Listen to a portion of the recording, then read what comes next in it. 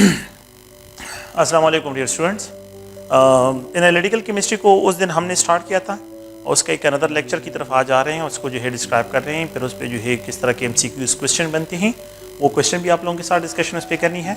और हमने combustion analysis को डिस्कस कर लिया। Combustion analysis was simple technique, बिल्कुल सिंपल टेक्निक है। मॉडर्न टेक्निक जो है आज हमने डिस्कस करने हैं। मॉडर्न टेक्निक जो मॉडर्न जो है, अगर आप लोग देखें जितने भी जो मॉडर्न जो है टेक्निक्स होते हैं, तो उन मॉडर्न टेक्निक्स में कौन कौन से जो है टेक्निक्स हमने अप्लाई करते हैं और उसमें क्या क्या जो है यहाँ पे कंसेप्ट यूज़ होते हैं। तो मॉडर्न जो है जिसको हम इंस्ट्रूमेंटल कहते हैं, मॉडर्न जो टेक्निक्स है, तो मॉडर्न टेक्निक्स जितने भी हैं बिल्कुल जो लेटेस्ट टेक्निक्स है, तो इसमें अगर आप लोग देखें इनके जो एडवांटेजेस है, जो मॉडर्न टेक्निक है इनके जो एडवांटेजेस हैं, तो फर्स्ट ऑफ ऑल तो ये है इंस्ट्रूमेंटल मेथड्स जो एनालिसिस है। तो अगर हम देखें तो इसमें जो फर्स्ट ऑफ ऑल ये है कि यहाँ पे जो है these methods are more rapid method, ये मोर रैपिड मेथड्स होते हैं। मतलब ये है, मैं आपको एक बात इस तरह जो है एक्सप्लेन करता हूँ कि एक कंपाउंड को आइसोलेट किया गया, निकोटीन आप लोग सब जानते हैं। निकोटीन एक कंपाउंड है जो टोबैको में प्रेजेंट होता है। ये 1809 में जो है इसको डिस्कवर किया गया, आइसोलेट किया गया है, मतलब इसकी डिस्कवरी हुई है। इस कंपाउंड का मॉलिक्यूलर फार्मूला 1900 जो है 1823 में जो है इसका मॉलिक्यूलर फार्मूला जो है डिटरमिन किया गया। मतलब जो है 1809 में मतलब आइसोलेशन की गई है, इसको डिस्कवर किया गया है, और फिर उसके बाद जो है 1823 राउंड अबाउट 14 ईयर के बाद इसका मॉलिक्यूलर फार्मूला, कितना ज़्यादा टाइम 14 ईयर्स लगे हैं। और इसके स्ट्रक्चर फार्मूले को डिटरमिन करने के लिए 1845 में इसका स्ट्रक्चर फार्मूला डिटरमिन किया गया है। तो 1809 में ये कंपाउंड डिस्कवर हुआ है और इसका मॉलिक्यूलर फार्मूला 1823, और फिर जो स्ट्रक्चर फार्मूला है वो 1845 में। आप देखिए ये कितना ज्यादा टाइम इस पे लग रहा है, सालों जो है, बहुत साल इस पे लगे हुए हैं। ये जो है क्लासिकल मेथड्स में जो है ये प्रॉब्लम थे। अब जो नए टेक्निक्स है, तो अगर मैं क्या करता हूँ, यही निकोटीन लेता हूँ और इस निकोटीन को जो है मास स्पेक्ट्रोमीटर में डाल दूं, तो इसका मॉलिक्यूलर फार्मूला विद इन जो है, मतलब है कि जो इसकी एलिमेंटल कंपोजिशन है, विद इन जो है 2 to 3 मिनट्स में ये डिटरमिन होती है। 2 to 3 मिनट्स। अगर मैं इसका एनएमआर स्पेक्ट्रा लेता हूं कि इसमें कौन से टाइप, इसका स्ट्रक्चर क्या होगा, तो स्ट्रक्चर के बारे में एनएमआर से लेते हैं, तो एनएमआर जो है जस्ट ओनली 7 सेकंड स्पेक्ट्रा लेता है। 7 मिनट सेकंड जो है ये स्पेक्ट्रा में कंप्लीट होता है।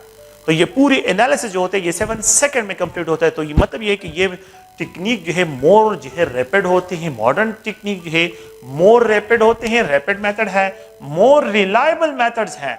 इनके जो रिजल्ट होते हैं वो मोर रिलायबल हैं। केमिकल प्रोसीजर पे जो है गलतियां होती थी, बार बार जो है, मतलब ये साइंटिस्ट से गलतियां होती थी, भूल जाते थे, लिख के नहीं होते थे, उनसे भूल जाता था डेटा।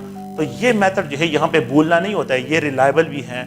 यहाँ पे जो रिजल्ट्स होते हैं ये मोर एक्यूरेट होते हैं। यहाँ पे जो रिजल्ट्स होते हैं ये मोर एक्यूरेट रिजल्ट्स होते हैं। मॉडर्न टेक्निक्स में जो रिजल्ट्स आते हैं ये मोर एक्यूरेट होते हैं। यहाँ पे जो है एक्यूरेसी, चांसेस ऑफ एरर बहुत कम होते हैं। यहाँ पे जो है केमिकल बहुत कम जो है वेस्ट होते हैं। केमिकल जो है वेस्ट जो होते हैं, तो यहाँ पे केमिकल बहुत लो अमाउंट में यूज होते हैं। सो यहाँ पे केमिकल वेस्ट बिल्कुल कम होता है। और जो क्लासिकल मेथड्स था तो वो बहुत ज्यादा केमिकल उसमें कंज्यूम होते थे। द फिफ्थ वन ये है कि ये मेथड जो है एनवायरमेंटल फ्रेंडली है।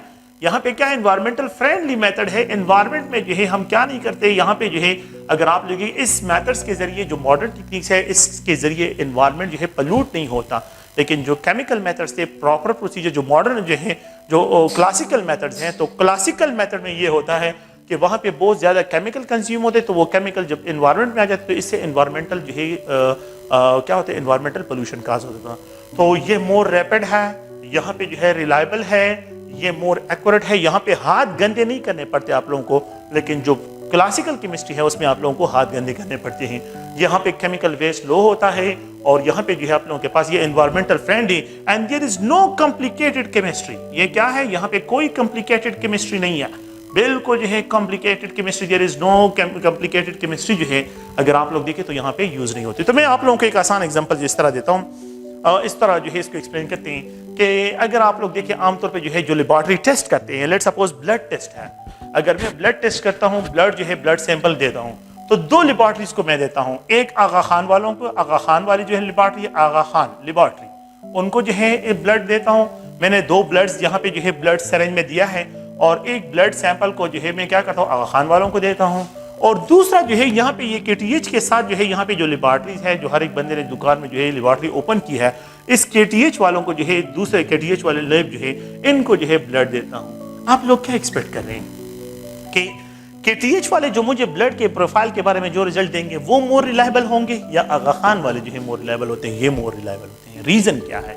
रीजन ये है कि ये बिल्कुल मॉडर्न टेक्निक यूज करते हैं, और ये जो KTH के साथ लेबॉर्ट्रीज होती है तो ये लोग क्या करते हैं, वही पुराने जो कंसेप्ट्स हैं, जो क्लासिकल कंसेप्ट्स हैं, उन्हीं को यूज करते हैं और उन्हीं की बेस पे आपको रिजल्ट देते हैं। तो इनके रिजल्ट, इन दोनों के रिजल्ट एक दूसरे डिफरेंट होंगे। तो यही बात कह रहा हूं कि एक क्लासिकल मेथड जो है वो इतने रिलायबल नहीं होते, ये जो मॉडर्न मेथड्स होते हैं ये मोर रिलायबल होते हैं, इनके रिजल्ट मोर एक्यूरेट होते हैं, इनके जो रिजल्ट होते हैं मोर रैपिड होते हैं, क्योंकि ये मशीन के जरिए एनालिसिस करती है। मशीन में एरर्स बहुत कम आ जाते हैं, वो सैंपल को प्रॉपर्ली एनालाइज करता है, और यहाँ पे केमिकल कम, बहुत कम जो है ब्लड यूज होता है, और ये एनवायरमेंटली फ्रेंडली है, और यहाँ पे जो है कोई कॉम्प्लिकेटेड केमिस्ट्री जो है, बायोकेमिस्ट्री की बात में यहाँ पे अगर इंटर करता हूँ तो यहाँ पे कोई जो है कॉम्प्लिकेटेड केमिस्ट्री इन्वॉल्व नहीं है। तो ये जनरल जो है इनके दरमियान डिफरेंस है कि क्लासिकल मेथड्स में और मॉडर्न मेथड्स में क्या डिफरेंसेस है। अच्छा, एक और पॉइंट जो है यहाँ पे डिस्क्राइब करते हैं कि मॉडर्न जो है, अगर आप लोग देखें जो क्लासिकल केमिस्ट्री के जो कंसेप्ट्स हैं, अब हम इसको से मॉडर्न केमिस्ट्री के साथ जो है इनको लिंक करते हैं, तो मॉडर्न टेक्निक में जो है जो सबसे इंपॉर्टेंट है वो हमें जो है एलिमेंटल एनालिसिस, कि यहाँ पे जो है एलिमेंटल एनालिसिस जो है हमने किस तरह करनी है। तो how we have to analyse a sample, sample की किस तरह एलिमेंटल एनालिसिस करनी है, कि इसकी कंपोजिशन क्या है, कि ये मैटर किस चीज से बना है। फिर नेक्स्ट स्टेप बाय स्टेप आते हैं, तो यहाँ पे जो है एलिमेंटल एनालिसिस करते हैं। तो इसके लिए जो टेक्निक यूज होता है that is described as a mass spectrometer. ये मॉडर्न डिवाइस है, और ये जो है the device is use in order to find the elemental analysis, की इसकी एलिमेंटल एनालिसिस मैटर की क्या है। तो उसकी एलिमेंटल एनालिसिस को फाइंड आउट करने के लिए मॉडर्न टेक्निक में हम क्या करते हैं, मास स्पेक्ट्रोमीटर को यूज करते हैं। तो एलिमेंटल एनालिसिस, मासेस को फाइंड आउट करना, रिलेटिव एटॉमिक मासेस को फाइंड आउट करना, ये खैर अभी इसको एक्सप्लेन करते हैं। और इसके बाद ये एक अनदर टेक्निक है that is described as a spectroscopic technique, कि ये जो है स्पेक्ट्रोस्कोपिक टेक्निक जो है कौन से हैं। तो स्पेक्ट्रोस्कोपिक टेक्निक में एक आप लोगों के पास UV ultraviolet radiation, ultraviolet spectroscopy, तो यहाँ पे जो है इसके लिए यूज करता हूँ वर्ड अल्ट्रा वायलेट स्पेक्ट्रोस्कोपी, जो है ये टेक्निक यूज करते हैं। अच्छा, ये टेक्निक, इस टेक्निक के जरिए हमने क्या डिटर्मिनेशन करनी है, we have to find the conjugation, कि मॉलिक्यूल में कंजुगेशन है कि नहीं, मॉलिक्यूल में conjugation, double bond, single bond, double bond, electron localise है या डीलोकलाइज है।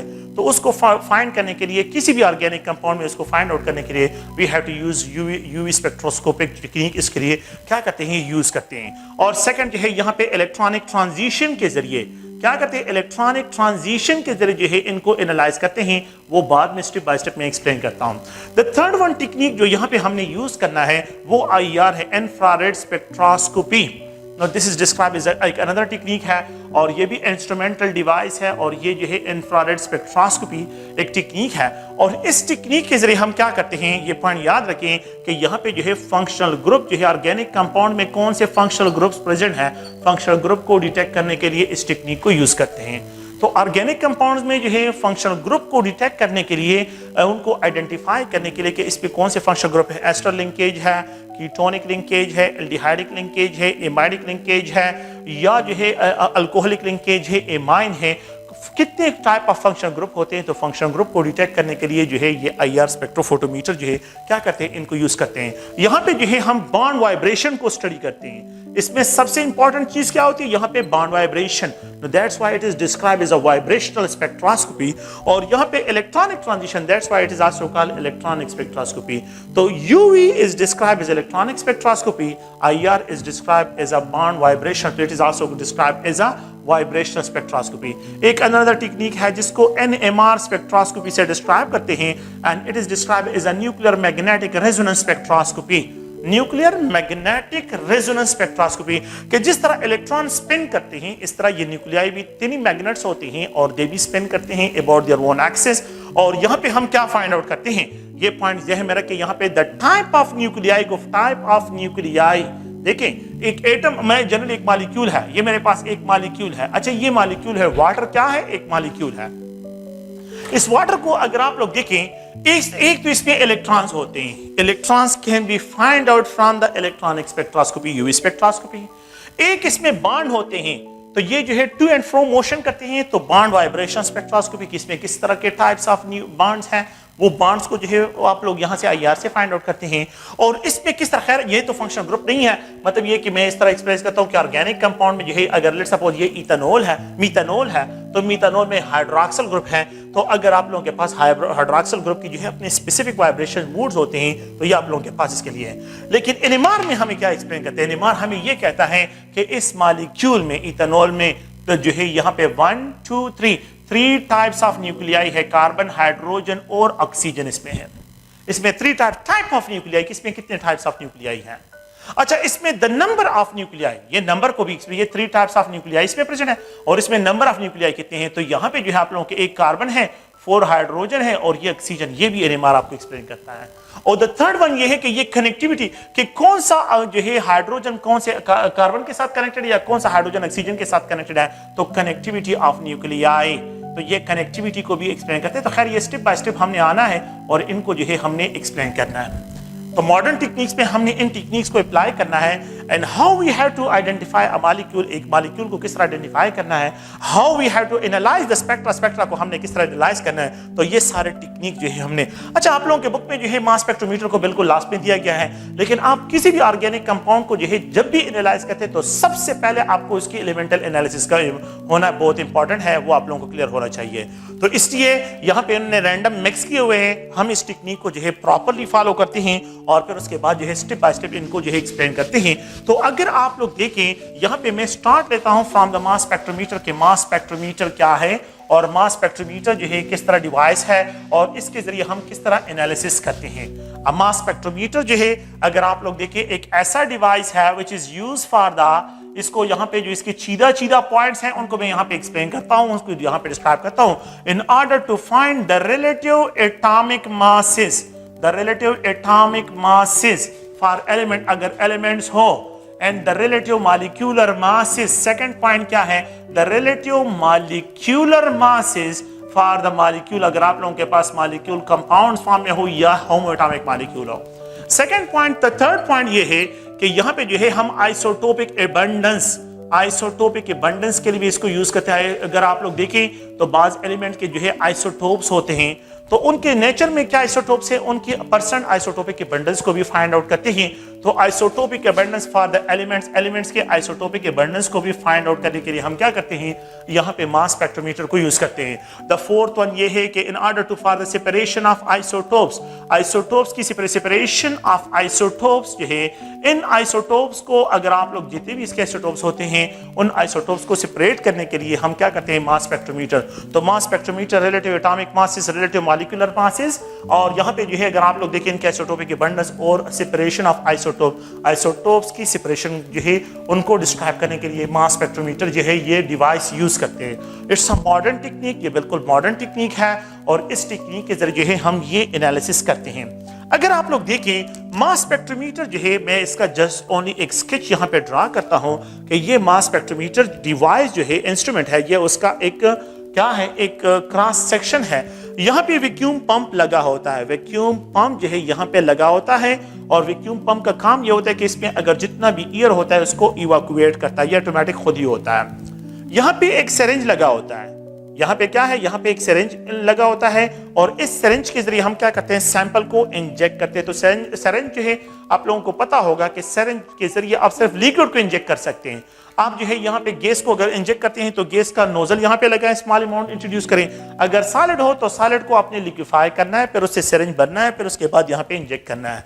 अच्छा, यहाँ पे एक चैम्बर होता है जिसमें हीटिंग कॉइल लगे होते हैं। जब ये आप लोगों के पास गैसियस स्टेट में हो सैंपल तो देयर इज नो नीड, फिर उसको वेपोराइज करने की कोई जरूरत नहीं है। लेकिन अगर ये लिक्विड स्टेट में हो, अगर ये मैटर क्या हो, लिक्विड स्टेट में हो, अगर ये सैंपल जो आपने इंजेक्ट कर लिया और ये लिक्विड स्टेट में हो, कौन से स्टेट में हो, लिक्विड स्टेट में हो, तो फिर यहाँ पे जो है ये जैसे ही इस चैम्बर में आ जाता है, this chamber is known as a vaporisation chamber. इस चैम्बर को वेपोराइजेशन चैम्बर कहते हैं, vaporisation chamber. This chamber is known as vaporisation. तो यहाँ पे सैंपल वेपोराइज, ये हीटिंग कॉइल ऑन हो जाते हैं, ये हीटिंग कॉइल है, ये हीटिंग कॉइल ऑन हो जाते हैं और यहाँ पे जो है ये जो सैंपल लिक्विड स्टेट में होता है इसको वेपोराइज कर लेते हैं। तो ये वेपर फेज में मींस गैसियस स्टेट में जो है यहाँ पे आप लोगों के पास आ जाता है। तो ये लिक्विड स्टेट है, और यहाँ पे जो है ये कौन से स्टेट में है, अब ये गैसियस स्टेट में है। ये पॉइंट याद रखें कि मास स्पेक्ट्रोमीटर में हम जो है सैंपल की जब एनालिसिस करते हैं तो it must be in gaseous state, ये गैसियस स्टेट में होना चाहिए। तो कौन से स्टेट में हम मास स्पेक्ट्रोमीटर में एलिमेंटल एनालिसिस करते हैं या कंपाउंड की एनालिसिस करते हैं, तो वो है गैसियस स्टेट में जो है इनको यहाँ पे ये गैसियस स्टेट में है। अच्छा, जब ये गैसियस स्टेट में आ जाता है तो फिर यहाँ पे एक अनदर चैम्बर है, और इस चैम्बर में जो है हाईली जो है आप लोग ज़हन में रखें, यहाँ पे इसको बिल्कुल आयोनाइजेशन चैम्बर डिस्क्राइब करते हैं। ये आयोनाइजेशन चैम्बर है। आयोनाइजेशन चैम्बर में ये जो कॉइल लगे होते हैं, यहाँ पे इनका फिलामेंट जो है इनकी एनर्जी लो होती है, लेकिन ये जो एलिमेंट्स होते हैं, ये जो फिलामेंट्स है, इस फिलामेंट्स की एनर्जी जो है अगर आप देखें 70 इलेक्ट्रॉन वोल्ट होती है। 70 इलेक्ट्रॉन वोल्ट इसकी एनर्जी होती है। तो ये 70 इलेक्ट्रॉन वोल्ट जो है ये हीटिंग गन होता है, और ये सैंपल जो है जब यहाँ पे आ जाता है गैसियस स्टेट में, ये सैंपल जब यहाँ पे आ जाता है गैसियस स्टेट में, तो ये जो आयोनाइजेशन चैम्बर है, इस फिलामेंट से इस पर इलेक्ट्रॉन स्प्रे होता है। इससे क्या होता है, इलेक्ट्रॉन स्प्रे इस पे होता है। ये जो है इलेक्ट्रॉन जो highly accelerating electron, 70 electron volt energy electron, इनका स्प्रे इन पे होता है। जब इन पे स्प्रे हो जाता है तो ये क्या कर लेते हैं, इनके आउटर मोस्ट शेल में जो इलेक्ट्रॉन्स होते हैं उनको नॉकआउट कर लेते हैं। जैसे ही जो है ये नॉकआउट हो जाते हैं इस इलेक्ट्रॉन, तो ये जो पार्टिकल्स होते हैं, ये पार्टिकल जो है ये चार्ज हो जाते हैं। और कौन से चार्ज हो जाते हैं जब इससे इलेक्ट्रॉन निकल जाते हैं, ये पॉजिटिव चार्ज हो जाते हैं, क्योंकि इस आयोनाइजेशन चैम्बर में इन मॉलिक्यूल से इलेक्ट्रॉन निकाल दिए जाते हैं। That's why this chamber is known as ionisation chamber. इसको आयोनाइजेशन चैम्बर से डिस्क्राइब करते हैं। तो यही मैटर है गैसियस, जिसको मैंने यहाँ पे इंजेक्ट किया था, उसको पहले वेपोराइज कर लिया, फिर उसके बाद जो है उसको आयोनाइज कर लिया। यहाँ पे जो है आयोनाइजेशन चैम्बर में इसकी आयोनाइजेशन होती है। अच्छा, अब अगर आप लोग देखें तो यहाँ से हम थोड़ा सा आगे चले जाते हैं। इस मशीन के अंदर जो है हाईली एक्सेलरेटिंग प्लेट्स लगे होते हैं। हाईली एक्सेलरेटिंग प्लेट्स जो है यहाँ पे लगे होते हैं, और इन प्लेट्स का काम इनके नाम से जाहिर होता है कि इट मींस ये आयंस को क्या करते हैं, एक्सेलरेट करते हैं। यहाँ पे जो है स्लिट्स है, यहाँ पे क्या है, स्लिट्स पोर्स है, और ये आयन जो है यहाँ पे बहुत हाई पोटेंशियल डिफरेंस अप्लाई होता है। हाई पोटेंशियल डिफरेंस अप्लाई होता है, और इस चैम्बर को एक्सेलरेटिंग जो है चैम्बर कहते हैं। एक्सेलरेटिंग चैम्बर यहाँ पे जो है अगर आप लोग देखें, यहाँ पे हाई पोटेंशियल डिफरेंस प्लेट्स जो है बहुत हाई पोटेंशियल डिफरेंस अप्लाई होता है। ये आयंस यहाँ पे आ जाते हैं। ये आयंस यहाँ पे बीम ऑफ आयन जो है यहाँ पे इंट्रोड्यूस होता है। अब आप लोगों के पास मैं जनरली जो है एक एग्जांपल लिख देता हूँ कि ये हाइड्रोजन गैस को हमने लिया है, या लेट्स सपोज क्लोरीन गैस को मैंने लिया है, या मैंने जो है क्या किया हो, या यहाँ पे जो है मैं इस तरह डिस्क्राइब कर लेता हूँ कि लेट्स सपोज जो है नियान को मैंने लिया हो। तो खैर वो स्टेप बाय स्टेप उसकी एक्सप्लेनेशन करते हैं। ये क्लोरीन है। तो क्लोरीन के दो आइसोटोप्स हैं। आपको पता है कि क्लोरीन के दो आइसोटोप्स हैं, एक क्लोरीन 35 है और एक क्लोरीन 37 है। एक क्लोरीन 35 है और एक क्लोरीन 37 है। क्लोरीन 35 का मास कम है और क्लोरीन 37 का मास क्या है, ये ज्यादा है। मैं यहाँ पे बस दो मॉलिक्यूल को सेलेक्ट करता हूँ। अच्छा, तो जो स्मॉल साइज का क्लोरीन है, जो स्मॉल साइज का क्लोरीन है 35 आयन, और जो 37 होता है 37, तो यहाँ पे जो है ये बिगर, जिसका मास ज्यादा है, 37 वाले का मास क्या है, 37 वाले का मास जो है ये ज्यादा है, तो इसकी चार्ज डेंसिटी कम होगी। तो एक्सेलरेटिंग प्लेट्स पे जब हाई पोटेंशियल डिफरेंस अप्लाई करते हैं तो ये आयंस यहाँ पे जो है एक्सेलरेट होते हैं। जिसका मास कम होगा उसकी चार्ज डेंसिटी ज्यादा होगी, तो हाई पोटेंशियल डिफरेंस के प्लेस पे उसका टाइम ऑफ फ्लाइट बहुत कम होगा, वो बहुत तेजी के साथ निकल जाएगा। तो ये यहाँ पे सेपरेट होना शुरू हो जाते हैं। जब ये सेपरेट हो जाते हैं तो जो स्मॉल साइज मास वाले होते हैं ये यहाँ से पहले निकल आते हैं और 37 वाले पीछे रह जाते हैं। तो जो फैटी आयन है वो पीछे रह जाता है और जो थिनर आयन होता है वो तेजी के साथ निकल जाता है। तो यहाँ पे रफ टाइप सेपरेशन होती है, इसलिए एक्सेलरेटिंग चैम्बर, इसमें इन आयंस को एक्सेलरेट करते हैं, इनकी सेपरेशन करते हैं। रफ टाइप सेपरेशन जो है यहाँ पे हो जाती है और कंप्लीट सेपरेशन जो है जब ये यहाँ से वापस निकल आते हैं, वापस नहीं, यहाँ पे निकल आते हैं, तो यहाँ पे जो है magnetic field north and south pole जो है ये लगे होते हैं। ये हाई जो है, अगर आप लोग देखें मैग्नेटिक फील्ड हाई जो है मतलब ये कि वो बहुत हाई पावर वाले मैग्नेट जो है यहाँ पे लगे होते हैं और उनका काम क्या होता है कि वो इन आयंस को डिफ्लेक्शन दे, इन आयंस को क्या करे, डिफ्लेक्शन जो है इनको प्रोवाइड करे।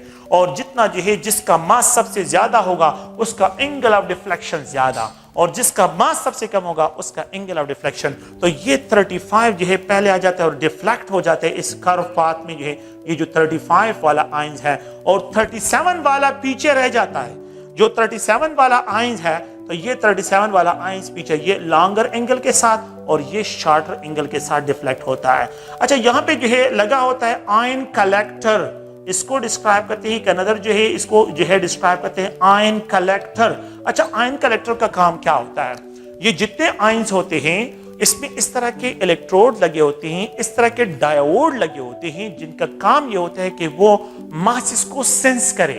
वो क्या करें, मासेस को जो है इलेक्ट्रोमैग्नेटिकली जो है उनकी सेंसिंग करें, तो उनको सेंस करते हैं। तो ये आयंस यहाँ पे जो है कलेक्ट हो जाते हैं, फिर उसके बाद एम्पलीफायर को सेंड हो जाते हैं। यहाँ पे एम्पलीफायर है, एम्पलीफायर का मतलब क्या होता है, in order to amplify, in order to explain something. तो आप लोग ये पॉइंट ज़हन में रखें कि यहाँ पे जो है एम्पलीफायर जो है इसका काम ये है in order to amplify, in order to explain it. अच्छा, ये आयन जहां पे आ जाते हैं आयन कलेक्टर, ये इसको इलेक्ट्रॉनिक सिग्नल में कन्वर्ट करते हैं। वो इलेक्ट्रॉनिक सिग्नल आयन कलेक्टर से एम्पलीफायर की तरफ चला जाता है। अच्छा, इलेक्ट्रॉनिक सिग्नल जब यहाँ पे आ जाता है फिर उसके बाद यहाँ पे कंप्यूटर स्क्रीन लगा होता है। यहाँ पे क्या है, कंप्यूटर स्क्रीन, ये कंप्यूटर है और कंप्यूटर स्क्रीन जो है यहाँ पे लगा होता है। कंप्यूटर स्क्रीन में जो है दो है, एक ग्राफ जो आप लोगों को नजर आएगा, यहाँ पे ग्राफ होगा, वो ग्राफ जो है अलोंग वाई एक्सिस जो है ये एबंडेंस है। ये क्या है, 100, यहाँ पे जो है एबंडेंस इसको डिस्क्राइब करते हैं। ये जो है एबंडेंस, यहाँ पे abundance along Y axis abundance, and along X axis जो है relative atomic mass scale 1/12 of carbon 12, 1 atomic mass unit is equal to 1/12 of carbon 12। तो उसके साथ इनकी कैलिब्रेशन की होती है। और यहाँ पे जो है ये 0, ये 1, ये 2, ये 3, ये 4, लेट्स सपोज में यहाँ पे ये 35 और ये 37। तो बस ये इस तरह जो है मूव करता है।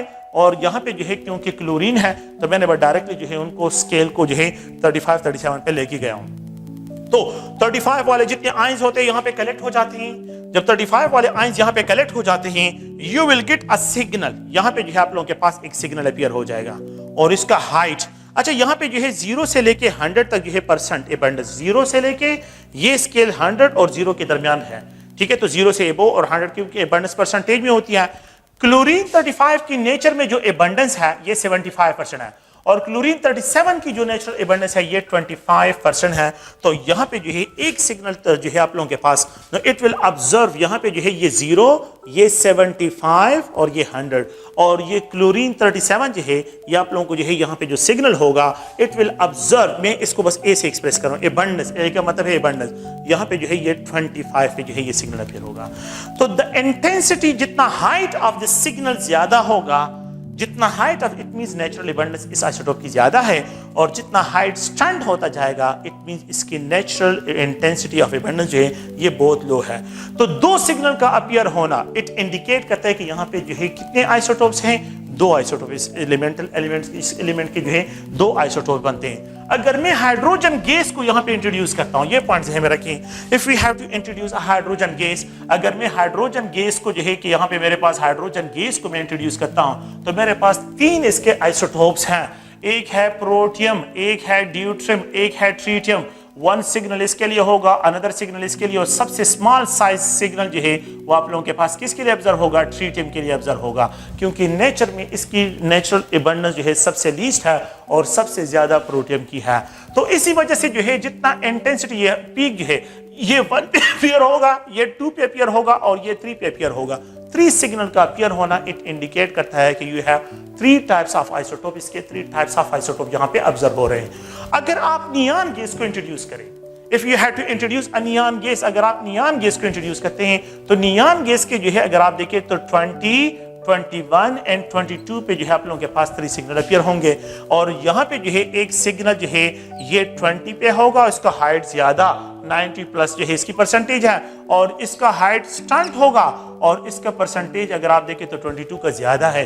तो ये जो है 20 का होगा, ये 21 का होगा और ये 22 का होगा। तो जितना हाइट जो है आप लोगों के पास, intensity of the height increase होती है। ये पॉइंट याद रखें। यहाँ पे आप लोगों के पास क्या होगा, आप लोगों के पास जो है उसकी परसेंट एबंडेंस जो है ये भी इंक्रीज होगी।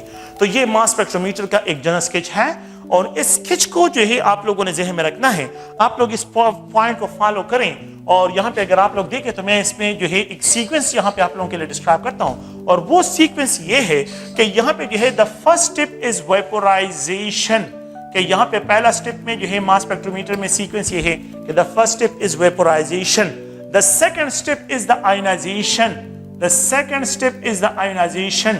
तो वेपोराइजेशन के बाद followed by ionisation. The third step को अगर आप लोग यहाँ पे जो है मैं जो डिस्क्राइब करता हूँ थर्ड स्टेप को, तो थर्ड स्टेप जो है यहाँ पे एक्सेलरेशन है। मैंने क्या किया है, इसको एक्सेलरेशन जो है यहाँ पे इसको एक्सेलरेट किया है। तो first step vaporisation, second step ionisation, followed by acceleration, third form में डिफ्लेक्शन। यहाँ पे क्या हो रहा है, डिफ्लेक्शन। मैं मैग्नेटिक फील्ड में इसको डिफ्लेक्ट कर रहा हूँ। एंड द लास्ट पॉइंट क्या है, the detection. The last point is the detection, कि यहाँ पे जो है इसकी डिटेक्शन करते हैं। तो ये अगर आप लोग देखें तो ये इसका सीक्वेंस है। मास स्पेक्ट्रोमीटर में हम जो है क्या करते हैं, vaporization, ionization, acceleration, deflection, detection. The last one detection है। तो first we have to vaporize the sample. It must be in gaseous state. ये सैंपल जो है must be in gaseous state. If it is in solid state, you have to melt it. आपने melt करने पर, अगर gas हो तो फिर उसको वेपोराइजेशन चैम्बर से पास करने का कोई फायदा ही नहीं है, ठीक है। और यहाँ पे जो है आप लोगों ने क्या करना है, यहाँ पे हाई जो है पोटेंशियल डिफरेंस जो है, मतलब ये कि बहुत ज्यादा जो है एनर्जी वाला जो है high potential difference, high potential difference के जो यहाँ पे एलिमेंट यूज करते हैं, तो उनका काम ये होता है कि वो बहुत ज्यादा एनर्जी वाले इलेक्ट्रॉन स्प्रे करते हैं। तो जब उनके इलेक्ट्रॉन का स्प्रे होता है तो ये आयन जो है आयोनाइज हो जाते हैं, they are converted into positive ion, ये पॉजिटिव आयन में कन्वर्ट होते हैं, and then they are introduced into the accelerating chamber, accelerating chamber में इंट्रोड्यूस होते हैं, देन दे आर डिफ्लेक्टेड, ये डिफ्लेक्ट होते हैं, और यहाँ पे जो है इनकी जो सेपरेशन होती है तो ये मास टू चार्ज रेशियो के बेस पे होती है। Mass to charge ratio, not charge to mass ratio, ये मास टू चार्ज रेशियो। जिसका मास ज्यादा उसका एंगल ऑफ डिफ्लेक्शन ज्यादा, जिसका मास कम उसका एंगल ऑफ डिफ्लेक्शन। तो मास टू चार्ज रेशियो आप लोगों ने जो है फिजिक्स में पढ़ा होगा, is direct proportional to r square. तो जितना मास जो है क्या होगा, मास ज्यादा होगा तो आर जो है वो ज्यादा आएगा, और जितना मास जो है आप लोगों के पास कम होगा तो आर की वैल्यू जो है वो डिक्रीज की तरफ चली जाएगी। तो ये आमतौर पे आप लोगों ने मैग्नेटिक फील्ड में जो है कोई भी चार्ज पार्टिकल को जब आप परपेंडिकुलर इंट्रोड्यूस करते हैं तो they will follow a circular path. तो ये मैग्नेटिक फील्ड क्या करता है, इसको सर्कुलर पाथ देता है। तो ये एक जनरल स्केच है और इस स्केच को आप लोगों ने ज़हन में रखना है। नियान के लिए 3 सिग्नल होंगे, जिसके जितने the number of signal indicate करते हैं the number of isotopes. The number of signal indicate करता है द नंबर ऑफ आइसोटोप्स को, ये इनके आइसोटोप्स को जो है डिस्क्राइब करते हैं। अच्छा, अगर आप लोग देखें तो अब यहाँ पे जो है मुख्तलिफ पॉइंट्स हैं, उन पॉइंट्स की तरफ आते हैं और उन पे जो है क्वेश्चन भी सॉल्व करते हैं। आप लोगों के बुक में जो है एक एग्जांपल है और उस एग्जांपल को मास स्पेक्ट्रोमीटर के जरिए एनालाइज करते हैं, फिर उस पे कुछ और एग्जांपल भी डिस्कशन करते हैं, कुछ और एमसीक्यू टाइप के क्वेश्चन है।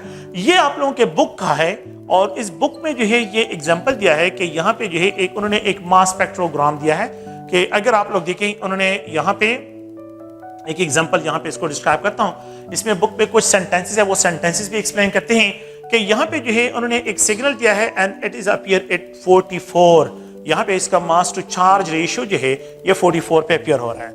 अच्छा, फिर उसके बाद यहाँ पे उन्होंने एक अनदर सिग्नल दिया है and it is describe is 28 पे ये अपीयर हो रहा है। अ थर्ड वन एक सिग्नल उन्होंने यहाँ पे दिया है and it appear on the 16 atomic mass unit पे ये अपीयर हो रहा है। और यहाँ पे जो है एक फोर्थ वन अपीयर हो रहा है दैट अपीयर ऑन 14, ये 14 पे अपीयर हो रहा है। अच्छा, उन्होंने क्वेश्चन ये लिखा है कि ये मास स्पेक्ट्रोग्राम है, ये क्या है, मास स्पेक्ट्रोग्राम है। ये जो है आप लोगों के पास 44, 28 और ये 16 और ये 14 है। अच्छा, और उन्होंने एग्जांपल दिया कि यहाँ पे A, B, C और ये D, ये एग्जांपल उन्होंने यहाँ पे लिखे कि आइडेंटिफाई कि ये कार्बन डाइऑक्साइड है, आइडेंटिफाई करे कि ये जो है अगर आप देखें तो N2O है, या आइडेंटिफाई करे कि ये प्रोपेन मॉलिक्यूल है, प्रोपेन, ये क्या है, प्रोपेन है, और यहाँ पे आइडेंटिफाई करे कि ये मीथेन और नाइट्रोजन गैस का मिक्सचर है, नाइट्रोजन गैस का मिक्सचर है। तो आइडेंटिफाई करें कि ये इनमें से कौन सा जो है what should be the correct option, इसके लिए करेक्ट ऑप्शन क्या होगा। आपने इस क्वेश्चन को किस तरह सॉल्व करना है, देखें इस क्वेश्चन को सॉल्व करने के लिए हमने कुछ सेंटेंसेस भी इंट्रोड्यूस करने हैं और एक जो है अगर आप लोग देखें वो ये है कि if we have to introduce, let's suppose मैं कार्बन डाइऑक्साइड गैस को जो है मास स्पेक्ट्रोमीटर में इंट्रोड्यूस करता हूँ, वो तो गैस है, उसकी आयोनाइजेशन होगी, फिर एक्सेलरेशन होगी, फिर डिफ्लेक्शन होगी, फिर डिटेक्शन होगी। अगर मैं कार्बन डाइऑक्साइड को जो है यहाँ पे इंट्रोड्यूस करता हूँ तो इससे इलेक्ट्रॉन निकल जाएंगे, आयोनाइज हो जाएगा, एक्सेलरेट हो जाएगा। इसके से तो आइसोटोप्स नहीं होते, कार्बन डाइऑक्साइड का तो आइसोटोप नहीं, ये तो कंपाउंड है, इसके तो आइसोटोप डिफ्लेक्ट भी हो जाएगा, डिटेक्शन भी हो जाएगी। तो यहाँ पे जो है जब कार्बन डाइऑक्साइड के लिए यू विल गेट अ 44 पे सिग्नल अपीयर हो जाएगा जी, 44 पे जो है बिल्कुल मोलर मास, इसका रिलेटिव मोलर मास क्या है? The relative molar mass of this compound, the relative molecular mass of this compound is 44. ये 44 AMU के बराबर है या 44 ग्राम अगर मैं मोल की बात करता हूँ तो 44 पे जो है मेरे पास सिग्नल अपीयर हो गया। अच्छा ये कंपाउंड, मैंने इस कंपाउंड से इलेक्ट्रॉन निकाल दिया, the compound will be highly unstable, ये कंपाउंड अनस्टेबल हो जाएगा। जब ये कंपाउंड अनस्टेबल हो जाता है तो अब ये कार्बन डाइऑक्साइड मैंने इससे इलेक्ट्रॉन निकाल दिए, इसकी फ्रेगमेंटेशन शुरू हो जाती है। फ्रेगमेंटेशन का मतलब डिकम्पोजिशन, इसकी डिकम्पोजिशन शुरू हो जाती है। It is converted into carbon monoxide with positive, और ऑक्सीजन ये लॉस करेगा। जब ये ऑक्सीजन को लॉस करेगा तो एक कार्बन मोनोऑक्साइड बन गया और दूसरा जो है अगर आप लोग देखें ऑक्सीजन विद पॉजिटिव चार्ज, इस कार्बन मोनोऑक्साइड का मास 28 है और जब ये ऑक्सीजन को लॉस करते तो 16 डिफरेंस। आप इन दोनों में डिफरेंस को देखें ना, 28 और 44 में क्या डिफरेंस है? इन दोनों में डिफरेंस 16 का है कि नहीं? इसका मतलब किसने कि ऑक्सीजन को लॉस कर दिया, तो there is a difference of 16, 28 और 44, 44 माइनस 28 इज इक्वल टू 16, 16 का डिफरेंस आ रहा है। इसका मतलब ये कि ये आप लोगों के पास ऑक्सीजन इसमें लॉस आ रहा है, there is a loss of oxygen, यहाँ पे ऑक्सीजन लॉस आ रहा है। ओके अच्छा यहाँ पे जो है अगर ये लॉस आ गया, अब हम क्या करते हैं, अच्छा 16 लॉस हो गया, 16 अपीयर हो गया, 28 इसको इग्नोर करें फिलहाल, तो 28 और 16 अपीयर हो गया। अच्छा यहाँ पे जो है एक दूसरा ऑक्सीजन एटम तो डिकम्पोज नहीं होता, ये कार्बन मोनोऑक्साइड जो है अब क्या होगा, डिकम्पोज होगा। जब ये डिकम्पोज होगा तो कार्बन विद पॉजिटिव और यहाँ पे ऑक्सीजन विद पॉजिटिव होगा। जब ऑक्सीजन विद पॉजिटिव तो कार्बन 12 के लिए और ऑक्सीजन 16 के लिए। तो मुझे तो चाहिए 16 तो अवेलेबल है लेकिन 12 यहाँ पे मिसिंग है। 16 तो अवेलेबल है, 16 भी है, 28 भी है, 16 भी है, 28 भी है, 44 भी है, ये भी है, ये भी है, ये भी मेरे पास अवेलेबल है, लेकिन 12 इसमें तो मिसिंग है, 12 तो इसमें नहीं है। इसका मतलब ये कार्बन डाइऑक्साइड इज नॉट, ये जो मास स्पेक्ट्रोग्राम है ये कार्बन डाइऑक्साइड का नहीं है। जब कार्बन डाइऑक्साइड का नहीं तो फिर किसका है? फिर इसके बाद नेक्स्ट मॉलिक्यूल की एनालिसिस करते हैं तो आप लोग देखें ये N2O है। अगर ये जो है आयोनाइज होता है, वेपोराइजेशन चेंबर के बाद आयोनाइजेशन होती है तो ये इस तरह चार्ज एक्वायर करेगा। जब ये चार्ज एक्वायर करेगा, एक्सेलरेट होगा, डिफ्लेक्ट होगा, डिटेक्शन होगी, तो क्या करता है कि इसका नाइट्रोजन 28, ऑक्सीजन 44, इसका भी जो है this peak is called molecular ion peak, इसको मॉलिक्यूलर आयन पीक कहते हैं। और ये मॉलिक्यूलर आयन क्या है? ये जो है आप लोगों के पास molecular mass of the compound है, molecular mass of the compound और molecular mass of the compound, relative molecular mass of the compound. और अब मेरे पास ये नहीं है, ये जो सबसे जिसका मास सबसे ज्यादा वो मॉलिक्यूलर आयन पीक है। और जब आप लोगों के पास ये क्या हो गया, इनकी डिकम्पोजिशन, तो जो डिकम्पोजिशन है these signals are called fragmentation peak। तो मास स्पेक्ट्रोमीटर में दो किस्म के, एक मॉलिक्यूलर आयन पीक होता है और एक फ्रेगमेंटेशन पीक होते हैं। फ्रेगमेंटेशन जब मॉलिक्यूल की डिकम्पोजिशन शुरू हो जाती है तो उसके जो फ्रेगमेंट्स होते हैं, उन फ्रेगमेंट के जो सिग्नल्स होते हैं वो सिग्नल फ्रेगमेंटेशन सिग्नल्स कहलाते हैं। खैर उसको अभी एक्सप्लेन करते हैं। देखिए 44, अच्छा 44 है, फिर उसके बाद अगर ये N2O with the positive charge है, अगर ये नाइट्रोजन आयन ऑक्सीजन को लॉस करे, ऑक्सीजन को लॉस करे, 16 नाइट्रोजन आयन 28, 16 बिल्कुल ठीक है। ये दो सिग्नल यहां पे अपीयर हो रहे हैं, ये दो सिग्नल यहां पे अपीयर हो रहे हैं, ठीक है। ये सिग्नल भी है, 44 वाला भी है, ये 16 और 28 वाला भी है। अच्छा देखते हैं कि नेक्स्ट क्या हो रहा है। ये nitrogen molecule with positive charge, जब ये डिकम्पोज होता है तो ये नाइट्रोजन आयन ये जो है आप लोगों के पास, तो इनका एक नाइट्रोजन का मास किसके बराबर, 14 के बराबर है कि नहीं? वो ये तो ये स्पीशी है इसका आंसर। N2O 14 अपीयर है, 14 भी है, 16 भी है, 28 भी है और 44 भी है, 44 भी है। 44, 28, 16, 14, 44, 28, 16, 12। अगर यहां पे 12 होता तो फिर कार्बन डाइऑक्साइड, लेकिन यहाँ पे 14 है तो इट मींस नाइट्रोजन है। लास्ट सिग्नल जो है वो नाइट्रोजन का यहाँ पे अपियर हो रहा है। तो 14 जो है अगर आप लोग देखें तो इसका ऑप्शन जो है ये N2O है। ये क्या है? N2O इसका ऑप्शन है, नॉट कार्बन डाइऑक्साइड है। No this signal is known as molecular ion peak and this signal जो है ये जो आप लोगों के पास सिग्नल है ये तो कंपाउंड की डिकम्पोजिशन, तो मैं इसको डिस्क्राइब करता हूं N2O with positive.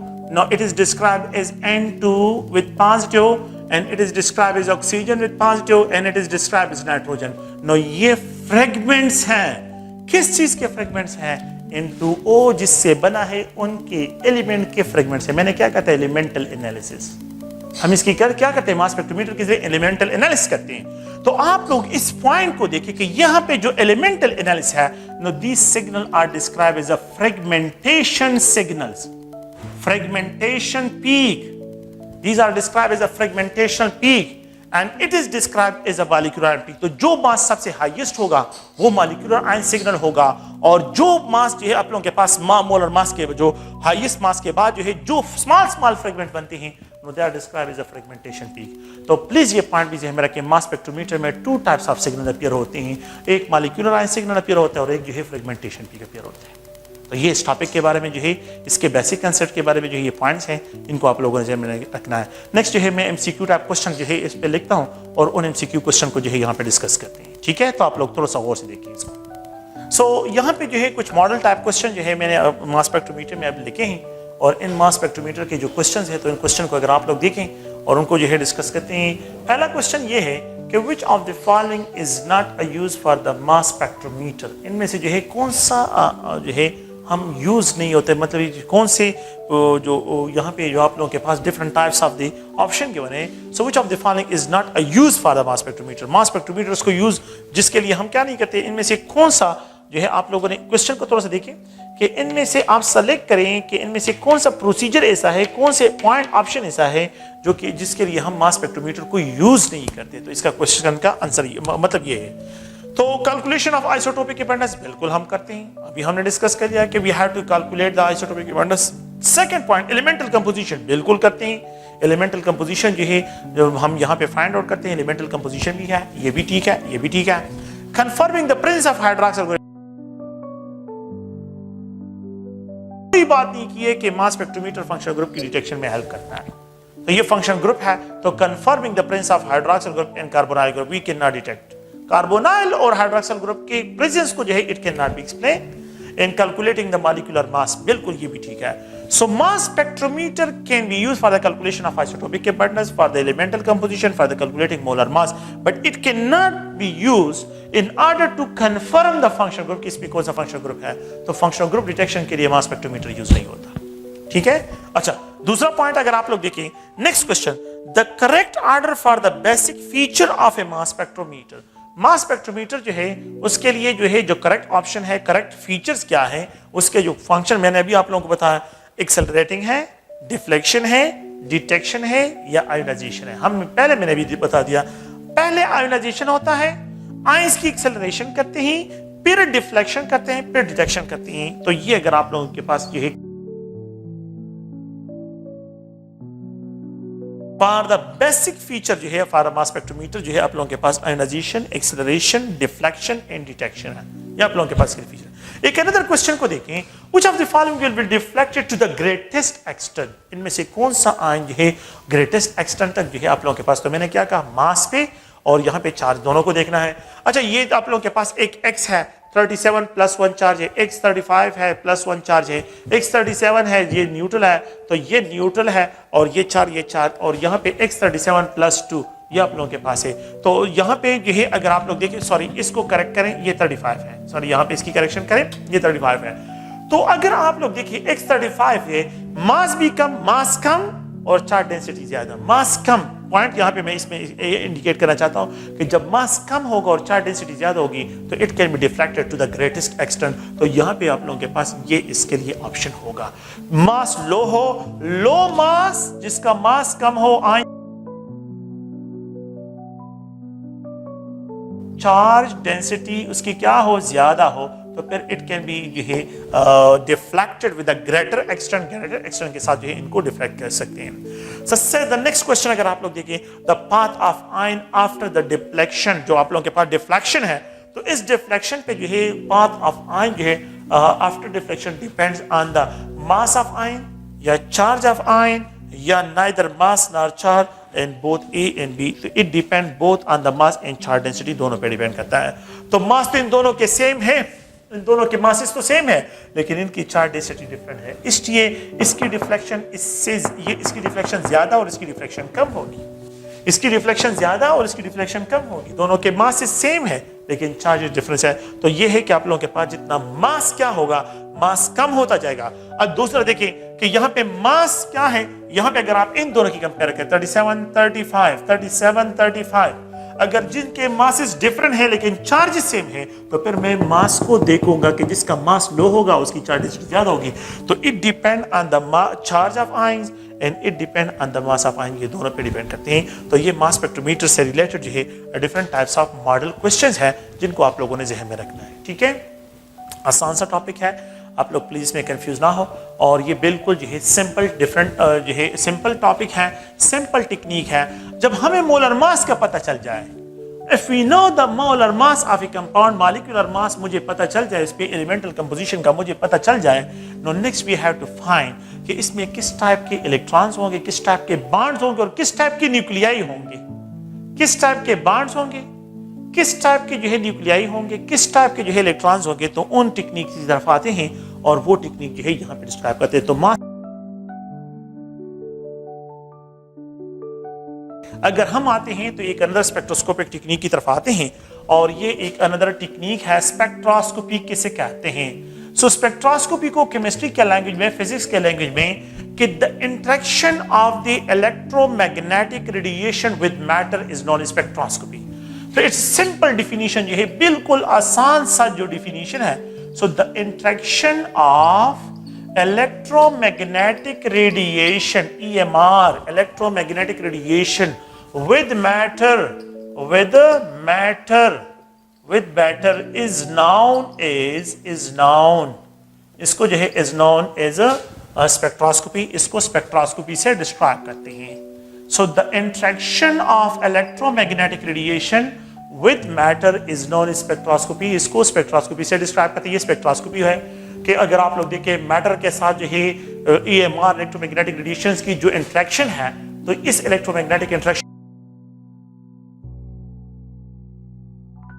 Spectroscopic technique से डिस्क्राइब करते हैं।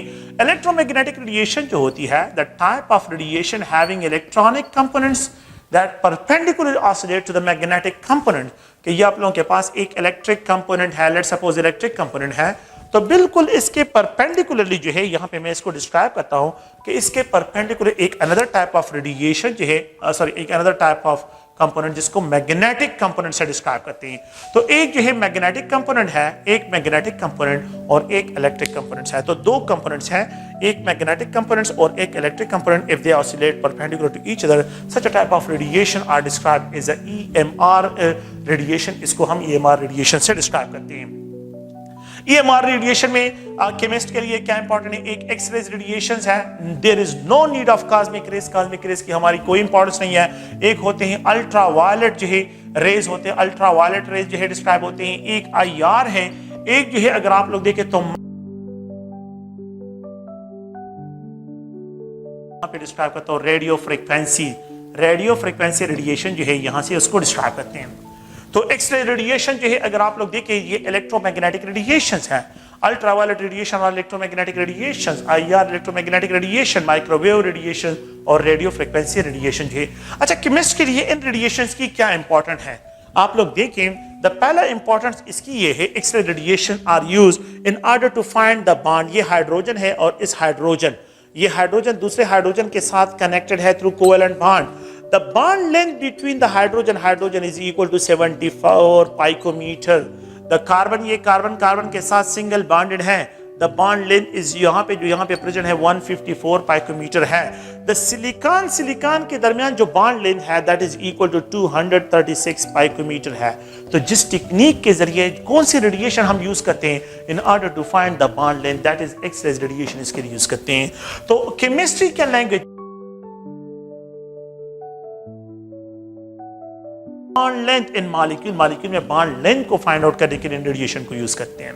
अच्छा, जब बॉन्ड लेंथ हमें पता चल जाता है, अच्छा इस मॉलिक्यूल में किस तरह के कौन से टाइप ऑफ इलेक्ट्रॉन्स है, तो the type of electronic transition जो है ऑर्गेनिक कंपाउंड में, क्योंकि हमने स्पेसिफिक ऑर्गेनिक कंपाउंड को जो है यहाँ पे डिस्क्राइब करना है, तो इलेक्ट्रॉनिक ट्रांजिशन को डिस्कस करने के लिए no this radiation are specific radiation in order to check it the कि सिग्मा इलेक्ट्रॉन डिलोकलाइजेशन, सिग्मा जो है आप लोगों के पास excitation pi to pi star और यहाँ पे n टू सिग्मा स्टार और n to pi star electronic transition को डिस्क्राइब करने के लिए। और इस टेक्निक को स्पेसिफिकली यूज करते हैं in order to find the conjugation, molecular conjugation को फाइंड आउट करने के लिए इनको यूज करते हैं। फिर उसके बाद यहाँ पे जो है हम आ जाते हैं कि कौन से फंक्शनल ग्रुप, IR रेडिएशन, यहाँ पे IR स्पेक्ट्रोस्कोपी इस टेक्निक को यूज करते हैं in order to find the type of bond, कि यहाँ पे कौन से टाइप ऑफ बॉन्ड प्रेजेंट है। फंक्शन हाइड्रोजन ऑक्सीजन बॉन्ड है, कार्बन नाइट्रोजन बॉन्ड यहाँ पे जो है प्रेजेंट होते हैं, तो फंक्शनल ग्रुप को डिटेक्ट करने के लिए IR रेडिएशन। अच्छा, microwave radiation is not important, ये मोस्टली जो है एक अनदर केमिस्ट्री एक ब्रांच है, फिजिकल केमिस्ट्री है, तो उन लोगों के लिए इंपॉर्टेंट होता है। और इसमें जो है माइक्रोवेव रेडिएशन को यूज करते हैं एज अ रोटेशनल स्पेक्ट्रोस्कोपी, भी इसको कहते हैं rotational spectroscopy. Microwave radiation are use for the rotational spectroscopy, just only molecular rotation इसमें चेंज होते हैं, रोटेशनल स्पेक्ट्रोस्कोपी से इसको डिस्क्राइब करते हैं। और मॉलिक्यूलर रोटेशन मींस कि मॉलिक्यूल जो है अगर आप लोग देखिए वाइब्रेट भी होते हैं, ट्रांसलेट भी होते हैं और मॉलिक्यूल जो है रोटेट भी होते हैं। Translation is not a quantize, translatory motion of molecule is not quantized, rotational mode of the molecule is quantized, vibrational mode is quantized, और दूसरा जो है इलेक्ट्रॉनिक ट्रांजिशन इज क्वांटाइज। और यहां पे हम क्या पढ़ते हैं, यहां पे nuclear resonance is also quantize. NMR जो है यहां पे पढ़ते हैं और ये जो है क्या होता है, ये भी क्वांटाइज होता है। तो NMR में रेडियो फ्रीक्वेंसी यूज होती है, rotational spectroscopy microwave radiation use होती है, वाइब्रेशनल स्पेक्ट्रोस्कोपी में IR स्पेक्ट्रोस्कोपी और IR रेडिएशन यूज होते हैं, और इलेक्ट्रॉनिक ट्रांजिशन में UV रेडिएशन और बॉन्ड लेंथ को फाइंड आउट करने के लिए हम क्या करते हैं, एक्स-रे रेडिएशन को जो है यूज करते हैं। We know that energy is equal to h nu. We know that energy is directly proportional to frequency. We know that a frequency is equal to c by lambda. So we can also write the equation c by lambda. Energy is inversely proportional to the wavelength, and we also know that the reciprocal of the wavelength is also known as wave number. इसको wave number कहते हैं। The reciprocal of the wavelength is known as wave number. इसको wave number से describe करते हैं। So we can also write the equation कि energy is equal to hc into nu bar। अगर आप लोग देखें energy to wave number but inversely proportional to the wavelength। wavelength की क्या है, ये inversely proportional है। तो अगर आप लोगों से प्रीवियस पेपर में देखें, उसमें क्वेश्चन जो डिमांड होते हैं कि which of the following electromagnetic radiation are of longer wavelength radiation, which of the following radiation are shorter wavelength radiation, which of the following radiation are more frequency radiation, which of the following are least frequency radiation है। तो आप लोग देखें more energetic rays, सबसे least energetic raise, सबसे ज्यादा energy X-rays की, सबसे कम एनर्जी रेडियो फ्रीक्वेंसी। आपके मोबाइल के जो सिग्नल्स हैं तो सबसे लीस्ट एनर्जी हैं, ये हेल्थ फ्रेंडली रेडिएशंस हैं। अच्छा, यहां पे जो है अगर इसकी ज्यादा है तो इसकी frequency energy is direct proportional to frequency. इसकी फ्रीक्वेंसी ज्यादा, it having a low frequency, तो फिर इसकी फ्रीक्वेंसी भी कम हो गई। अच्छा, यहां पे जो है इसके वेव नंबर्स अगर मैं इस तरह डिस्क्राइब करता हूं कि इनके जो वेव नंबर्स हैं, energy is direct proportional to wave number, जिसकी एक्सरेज के वेव नंबर भी ज्यादा, अच्छा तो फिर इसके वेव नंबर्स भी कम हो गए। जब इसकी फ्रीक्वेंसी कम है, एनर्जी कम है, फ्रीक्वेंसी भी कम हो, वेव नंबर भी कम होंगे। और अगर आप लोग देखें यहां पे जो है मैं इस तरह डिस्क्राइब करता हूं कि इसके लिए यहां पे ये शॉर्ट वेवलेंथ रेडिएशन और यहां पे ये क्या हो जाएगा, ये जो है लॉन्गर वेवलेंथ रेडिएशन होगा। क्योंकि फ्रीक्वेंसी एनर्जी और वेवलेंथ का इनवर्स रिलेशन है। आप लोग देखें यहां पे क्या हो जाएगा, मैं इसको डिस्क्राइब करता हूं, ये एनर्जी है, एनर्जी कम हो जाएगी। देखिए ई ज्यादा ई कम, यहाँ पे जो है आप लोगों के पास फ्रीक्वेंसी कम, यहाँ पे अगर आप लोग देखें वेवलेंथ ज्यादा, यहाँ पे अगर आप देखें तो वेव नंबर भी आप लोगों के पास कम हो जाएंगे। UV radiation have low wave number than the X-rays, UV radiation have more wave number than the IR. अब होता क्या है, यहाँ पे एनर्जी और कम हो जाए, फ्रीक्वेंसी और कम हो जाती है, फ्रीक्वेंसी जो है फ्रीक्वेंसी भी कम हो जाती है, और यहां पे वेवलेंथ ज्यादा हो जाता है। वेव नंबर जो है अगर आप लोग देखें वेव नंबर भी डिक्रीज हो जाते हैं, यहां पे एनर्जी जो है कम हो जाती है, और यहां पे अगर आप लोग देखें फ्रीक्वेंसी भी कम, यहां पे जो है ये वेव नंबर जो है ये और भी कम, और वेवलेंथ जो है बढ़ जाता है। और यहां पे अगर आप देखें एनर्जी सबसे कम हो जाएगी, एनर्जी सबसे कम, वेव नंबर जो है अगर आप लोग फ्रीक्वेंसी जो है आप लोगों के पास कम, फ्रीक्वेंसी कम, और यहां पे जो है अगर आप देखें तो ये वेव नंबर भी कम हो, वेवलेंथ सबसे ज्यादा हो जाएगा। So which of the following radiation have least energy radio frequency, least frequency radio frequency, least wave number जो है radio frequency, and maximum wavelength that is जो है रेडियो फ्रीक्वेंसी। तो अगर आप लोग देखें, अगर मैं इस डायरेक्शन में मूव करता हूं, सो द अरे in increasing order of wavelength, in a decreasing order of wave number, in a decreasing order of frequency, in a decreasing order of energy। और अगर मैं इस डायरेक्शन में मूव करता हूं तो decreasing order of wavelength, increasing order of frequency, increasing order of energy, increasing order of wave numbers है। तो ये आप लोगों के पास इन 4 क्वेश्चन को ज़हन में रखें। इलेक्ट्रोमैग्नेटिक रेडिएशन से जब भी क्वेश्चन आते हैं यही 4 क्वेश्चंस होते हैं कि which of the following have maximum wavelength, which of the following have least wavelength, which of the following have maximum energy, which of the following have least energy. तो electromagnetic radiations, when these radiation are incident on a sample, ये point ज़हन में रखें। सो यहां पे जो है 1 2 3 इसकी कोई इंपॉर्टेंस नहीं है, इस रीजन की कोई इंपॉर्टेंस नहीं है। अगर मैं यूवी रेडिएशन इंसिडेंट करता हूं तो it will absorb only those radiation, ये मॉलिक्यूल उन रेडिएशन को एब्जॉर्ब करेगा जो उनके इलेक्ट्रॉनिक ट्रांजिशन के साथ मैच कर रहा हो, उन रेडिएशन को एब्जॉर्ब करेगा। अगर मैं आईआर रेडिएशन को इंसिडेंट करूंगा एक सैंपल पे, तो जब मैं आईआर रेडिएशन को एक सैंपल पे इंसिडेंट करता हूं मशीन में और वो उस पे इंसिडेंट हो जाते हैं, ये उससे वो एनर्जी एब्जॉर्ब करेगा जो इनके नेचुरल वाइब्रेशन फ्रीक्वेंसी के साथ मैच कर रहा हूं।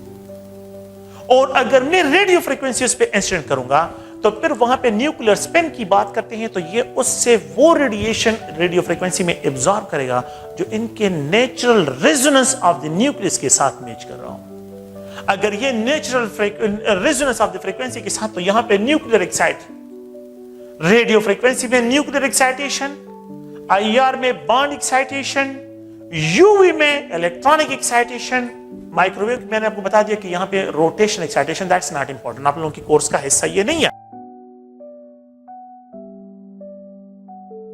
स्पेक्ट्रोस्कोपी, आईआर स्पेक्ट्रोस्कोपी और रेडियो फ्रीक्वेंसी की जो स्पेक्ट्रोस्कोपी एनएमआर है, हमने इनको जो है यहां पे डिस्क्राइब करना है। सो अगर आप लोग देखिए electromagnetic radiations, so when the molecules are incident, जब ये एक बार आप लोगों के पास एक सैंपल है, मैं यहाँ पे एक मशीन में जो है एक सैंपल, एक कविट है और इसमें सैंपल पड़ा हुआ है, और मैं इस पे इलेक्ट्रोमैग्नेटिक रेडिएशन, ये इलेक्ट्रोमैग्नेटिक रेडिएशन जो है क्या करता हूँ, ये इस पे इंसिडेंट करता हूँ। अच्छा, ये कौन से नेचर के हैं? अगर ये यूवी लाइट है तो ये जो यहाँ पे सैंपल के मॉलिक्यूल्स हैं, इनके इलेक्ट्रॉन को एक्साइट करेगा, इनके इलेक्ट्रॉन की एक्साइटेशन काज करेगा। अच्छा, ये बहुत ज्यादा एनर्जी है तो इनके वाइब्रेशन मोड भी एक्साइट में जाएगा, और यहाँ एनर्जी ज्यादा है तो इनके रोटेशन मोड भी एक्साइट होगा, और इसी वजह से जब यूवी का स्पेक्ट्रा लेते हैं तो ये सारे मूड एक दूसरे के साथ कंबाइन हो तो एक ब्रॉड सिग्नल अपीयर हो जाता है। जब यूवी लाइट इस पे इंसिडेंट करता है इलेक्ट्रॉनिक स्पेक्ट्रम में ये यहाँ पे मिलता है। और अगर मेरे पास यहाँ पे मशीन आईआर रेडिएशन की एनर्जी कम है, आईआर रेडिएशन, तो फिर ये क्या करेगा, vibrational mood off the bond को एक्साइट करेगा। तो सम ऑफ द मॉलिक्यूल जो इनके वाइब्रेशन मूड के साथ मैच करो वो उसको एब्जॉर्ब करेंगे, रेस्ट को ट्रांसमिट करेंगे। यहाँ पे जो है जो इलेक्ट्रॉनिक ट्रांजिशन के साथ जो वेवलेंथ ऑफ रेडिएशन जो है क्या हो रहे हैं, मैच करे, वो एब्जॉर्ब हो जाएंगे, रेस्ट ट्रांसमिट होंगे। आईआर रेडिएशन अगर एब्जॉर्ब होता है तो वाइब्रेशन मूड चेंज होता है, और अगर यूवी लाइट जो है एब्जॉर्ब होता है तो फिर आपके पास सारे मूड जो है चेंज हो जाते हैं। रोटेशनल मूड भी एक साइड होता है, वाइब्रेशन मूड भी एक साइड होता है। Okay, and the third one जो है, अगर मेरे पास ये कवर्ड है और मैं इस पे रेडियो फ्रीक्वेंसी रेडिएशन, इसकी एनर्जी बहुत ही कम है, जब ये इंसिडेंट करता हूं तो यहां पे सिर्फ न्यूक्लियर एक्साइटेशन होती है। सो मॉलिक्यूलर एक्साइटेशन, अगर आप लोगों के पास क्या हो, इलेक्ट्रॉनिक हो, अगर आपके पास वाइब्रेशन हो, और अगर आपके पास न्यूक्लियर एक्साइटेशन हो, ये सब के सब क्वांटाइज है, ये क्वांटाइज है। Electronic transition, electronic excitise molecular and molecular resonance जो है, न्यूक्लियर रेजोनेंस जो है इज आल्सो क्वांटाइज, ये भी क्वांटाइज होता है। तो मॉलिक्यूल में जो है 3 टाइप्स क्वांटाइजेशन मैं यहां पे डिस्क्राइब करता हूं। एक माइक्रोवेव जो है रोटेशन मोड भी क्वांटाइज है, लेकिन वो आपके कोर्स का हिस्सा नहीं है, तो इसलिए मैं यहां पे इन 3 को डिस्क्राइब कर रहा हूं। So when a sample is incident with IR radiation, जब एक सैंपल को हम क्या करते हैं, आईआर रेडिएशंस जो है इनसे पास करते हैं, तो यहां पे मैं आईआर स्पेक्ट्रोफोटोमीटर की तरफ आता हूं। आईआर स्पेक्ट्रोफोटोमीटर आईआर स्पेक्ट्रोस्कोपी की तरफ आते हैं, आईआर स्पेक्ट्रोफोटोमीटर की तरफ आते हैं, और इसको जो है यहाँ पे डिस्क्राइब करते हैं कि आईआर स्पेक्ट्रोफोटोमीटर में जो है हमने क्या क्या प्रॉपर्टीज जो है यहाँ पे डिस्कशन करनी है इसमें। So when a sample is radiated, आप लोग देखें यहाँ पे जो है क्या है, ये एक बल्ब है जो कि आईआर रेडिएशन प्रोड्यूसर है। आईआर रेडिएशन, ये आईआर रेडिएशन प्रोड्यूस करता है, इसको ये आईआर रेडिएशन। यहाँ पे एक स्लिट लगा होता है, बीम स्प्लिटर, इसको बीम स्प्लिटर कहते हैं। अच्छा, बीम स्प्लिटर का काम क्या होता है, बीम स्प्लिटर, ये रेडिएशन यहां से आती है, बीम रेडिएशन, ये रेडिएशन यहां से आ रही है, तो जब ये रेडिएशन, तो ये जो स्प्लिटर है ये इसको 2 जो है बीम में क्या कर लेता है, डिवाइड कर लेता है। रेडिएशन, ये रेडिएशन है, ये रेडिएशन है, ये फ्ले जो है आप लोगों के पास क्या है, एक बल्ब है जो कि क्या प्रोड्यूस करा है, या रेडिएशन प्रोड्यूस करा है, और ये यहां पे भी जो है इस तरह ये रेडिएशन चले जाते हैं। अच्छा, यहां पे लगा होता है मिरर, 45 एंगल पे मिरर लगा होता है, ये इसको डिफ्लेक्ट करता है ये रेडिएशन, और जब ये मिरर, तो ये फोकस कर लेता है, यहां पे एक कवर्ट होता है जिसमें सैंपल पड़ा होता है, सैंपल। इस कवर्ट में जो है, जिसका मैंने आईआर स्पेक्ट्रा लेना है, तो इसमें जो है solvent along with the sample जिसका मैंने स्पेक्ट्रा लेना है, वो सैंपल का स्पेक्ट्रा रिकॉर्ड करना है। अच्छा, को डिफ्लेक्ट करता है, और यहां पे एक दूसरा कवर्ट होता है जिसमें सिर्फ सॉल्वेंट होता है। अच्छा, ये क्या है, अगर आप लोग देखें, ये सॉल्वेंट और सैंपल का मिक्सचर है, मैंने सैंपल का स्पेक्ट्रा लेना है। अच्छा, तो मुझे किस तरह पता चलेगा कि इसमें सॉल्वेंट का स्पेक्ट्रा क्या होगा, तो मैंने क्या करना है, सॉल्वेंट का अलग रखना है, उसको अलग रखना है, क्योंकि एट द एंड जब मेरे पास स्पेक्ट्रा आएगा तो मैंने सॉल्वेंट के जो सिग्नल्स होंगे उनको क्या करना है, डिलीट करें, वो ये तो सॉल्वेंट के हैं, उसको मैंने निकालना है फिर। अच्छा, यहां से ये रेडिएशन पास होती है, तो जो radiation absorb, some radiation absorb, rest will be transmitted. यहां पे फिर मिरर लगा होता है, यहां पे जो है radiation pass, some will be absorb. अब ये रेडिएशन जो है यहां पे इस तरह फोकस होते हैं, इनको फोकस करते हैं, यहां पे लगा होता है एक चॉपर, यहां पे लगा होता है एक चॉपर, मशीन के अंदर लगा होता है। अच्छा, चॉपर का काम क्या होता है, देखिए थोड़ा सा, ये इस साइड से भी रेडिएशन आ रहे हैं और इस साइड से भी आ रहे हैं, और इस चॉपर का काम ये होता है कि लेट सपोज जो है यहां पे जो है डिटेक्टर है, क्या है, डिटेक्टर, ये डिटेक्टर है, और फिर it is connected with a computer screen, ये कंप्यूटर स्क्रीन है, ये कंप्यूटर स्क्रीन है, ये क्या है, कंप्यूटर स्क्रीन जो है यहां पे लगा होता है, डिजिटल कंप्यूटर स्क्रीन लगा होता है। अच्छा, और ये डिटेक्टर है। चॉपर का काम ये बिल्कुल पुलिस का जो ट्रैफिक पुलिस वाला नहीं, बिल्कुल उनका काम होता है। देखिए, ये रेडिएशन आ रहे हैं, यहां पे डिफ्लेक्ट हो गए, सैंपल से pass some amount of radiation absorb, यहां पे डिफ्लेक्ट, और यहां पे आ रहे हैं। तो इस चॉपर का काम ये होता है कि अगर यहां से ये रेडिएशन आ रहे तो उनको स्टॉप कर लेते हैं, और इन रेडिएशन को अलाउ करते हैं कि आप डिटेक्टर के पास जाएं। चॉपर का काम ये होता है कि ये रेडिएशन आ रहे हैं, यहां से पास हो गए, यहां से डिफ्लेक्ट हो गए, चॉपर का काम ये इन रेडिएशन को इसने स्टॉप कर लिया, ये जो यहां से आ रहे हैं इनको स्टॉप कर लेते हैं, इनको अलाउ कर।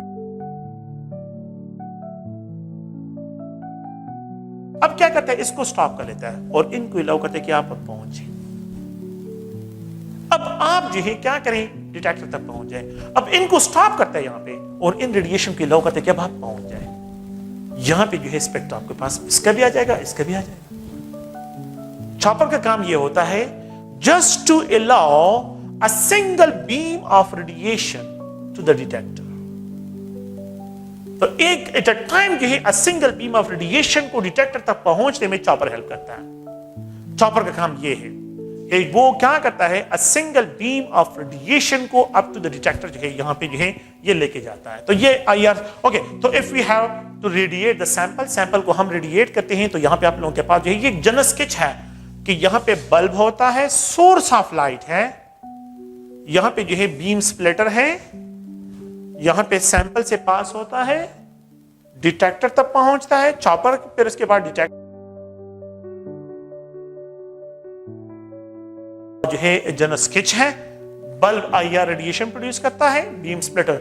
अच्छा, यहां पे eight the same time solvent भी है और sample along with the solvent भी है, इसलिए इसको डबल बीम स्पेक्ट्रोफोटोमीटर कहते हैं। डबल बीम कहते हैं क्योंकि एट द सेम दो है, दोनों time at the same time two samples along solvent और सॉल्वेंट दोनों की एनालिसिस होती है, इसलिए इसको डबल बीम कहते हैं। अगर इसमें सिर्फ एक कैविट होता है तो फिर इसको सिंगल बीम कहते हैं। सिंगल बीम आईआर स्पेक्ट्रोफोटोमीटर इसको कहते हैं।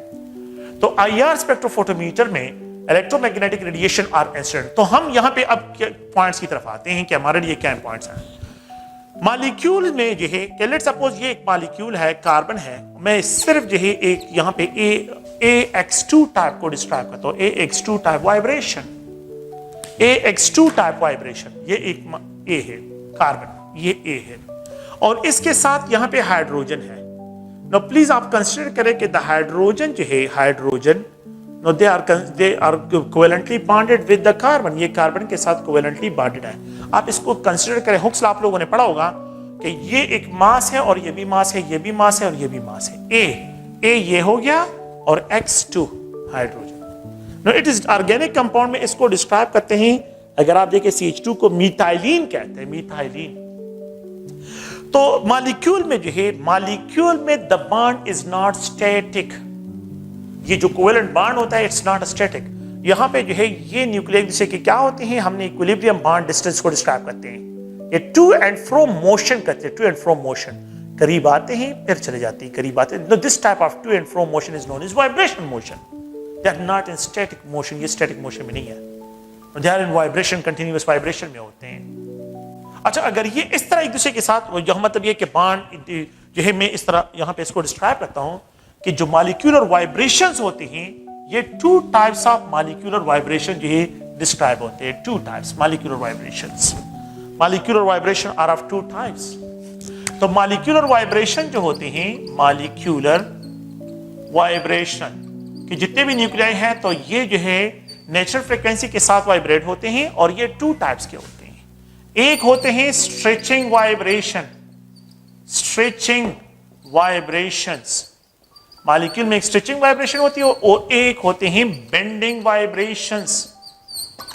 मॉलिक्यूल में टू टाइप्स ऑफ वाइब्रेशंस होती हैं, एक स्ट्रेचिंग वाइब्रेशन होती है और एक बेंडिंग वाइब्रेशंस होते हैं। अच्छा, तो यहां पे अगर आप लोग देखिए स्ट्रेचिंग वाइब्रेशन क्या है, the type of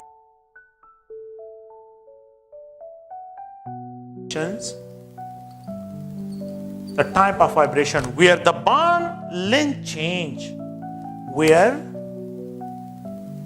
the bond length change observe, where the bond length change observe while bond angle remains same, bond angle remains same. तो such a type of molecular vibration are called stretching vibration, इनको stretching vibration से describe करते हैं। They are described as a stretching vibration। क्या मतलब है इसका? ये टू टाइप्स के होते हैं कि ये कार्बन है, ये कार्बन, ठीक है, और ये हाइड्रोजन है, ये हाइड्रोजन है। अगर ये दोनों हाइड्रोजन इसके करीब आते हैं, इसके करीब आते हैं, bond angle remain same, bond length change. तो अगर आप लोग देखें तो मैं इसको अगर कंडेंस फॉर्म में एक्सप्रेस, दो हाइड्रोजन इसके करीब करीब आ गए, but the bond angle will remain same.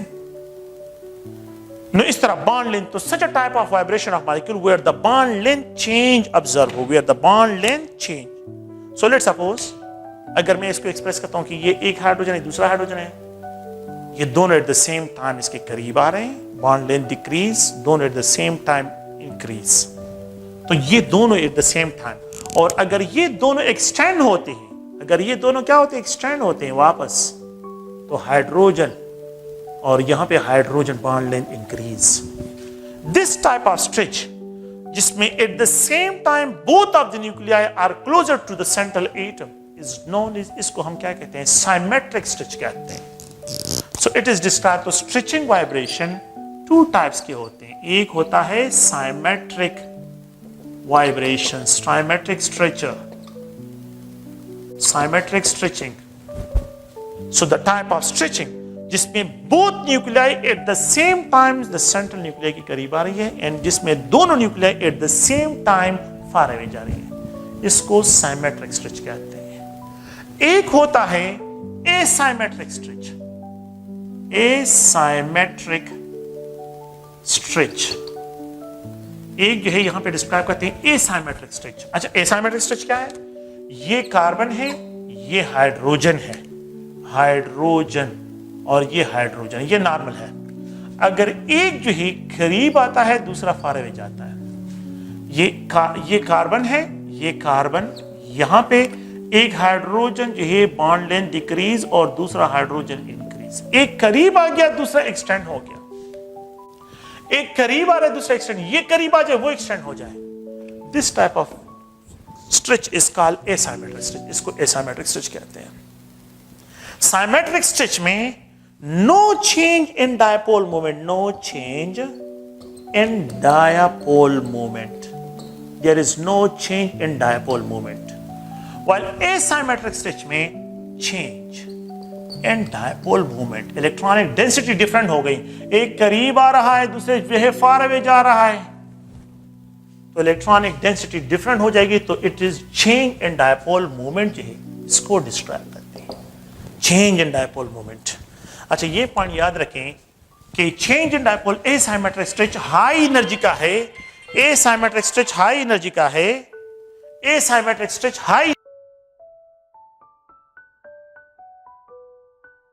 Symmetric stretch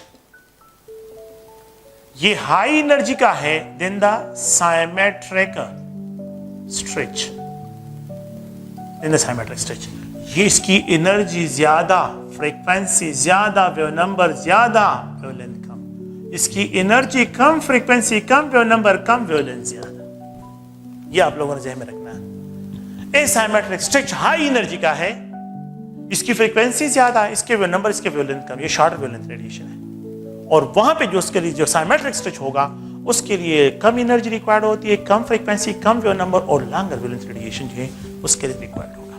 तो ये अगर आप लोग देखें तो दो किस्म के वाइब्रेशंस होते हैं, जो कि जिसमें हमारे पास एक जो है बेंड स्ट्रेचिंग है और एक बेंडिंग है. अच्छा, स्ट्रेचिंग के टू टाइप्स है, स्ट्रेचिंग के टू टाइप्स है, साइमेट्रिक स्ट्रेच और एसाइमेट्रिक स्ट्रेच. एसाइमेट्रिक स्ट्रेच हाई एनर्जी का और साइमेट्रिक बेंडिंग वाइब्रेशन. अब मैं एसाइमेट्रिक स्ट्रेच को इस तरह डिस्क्राइब करता हूं, आप लोग देखिए, ये दो हाइड्रोजन है, hydrogen, a hydrogen closer to the carbon, दूसरा वहां पे है. ये यहां पे आ जाए, ये यहां पे चला जाए, ये यहां पे आ जाए, ये यहां पे चला जाए.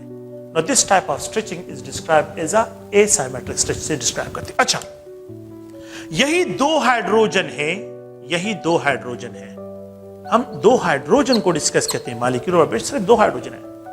अच्छा, ये दो हाइड्रोजन अगर आप लोग देखें तो ये दो हाइड्रोजन इस तरह भी होते हैं, ये दोनों एक दूसरे के करीब इस तरह भी आते हैं, ये भी वाइब्रेशंस हैं. ये दो हाइड्रोजन है, they come close to one another far away, there is a change in the bond angle but there is no change in bond length.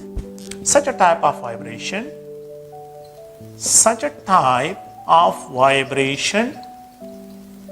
where a bond angle change, a bond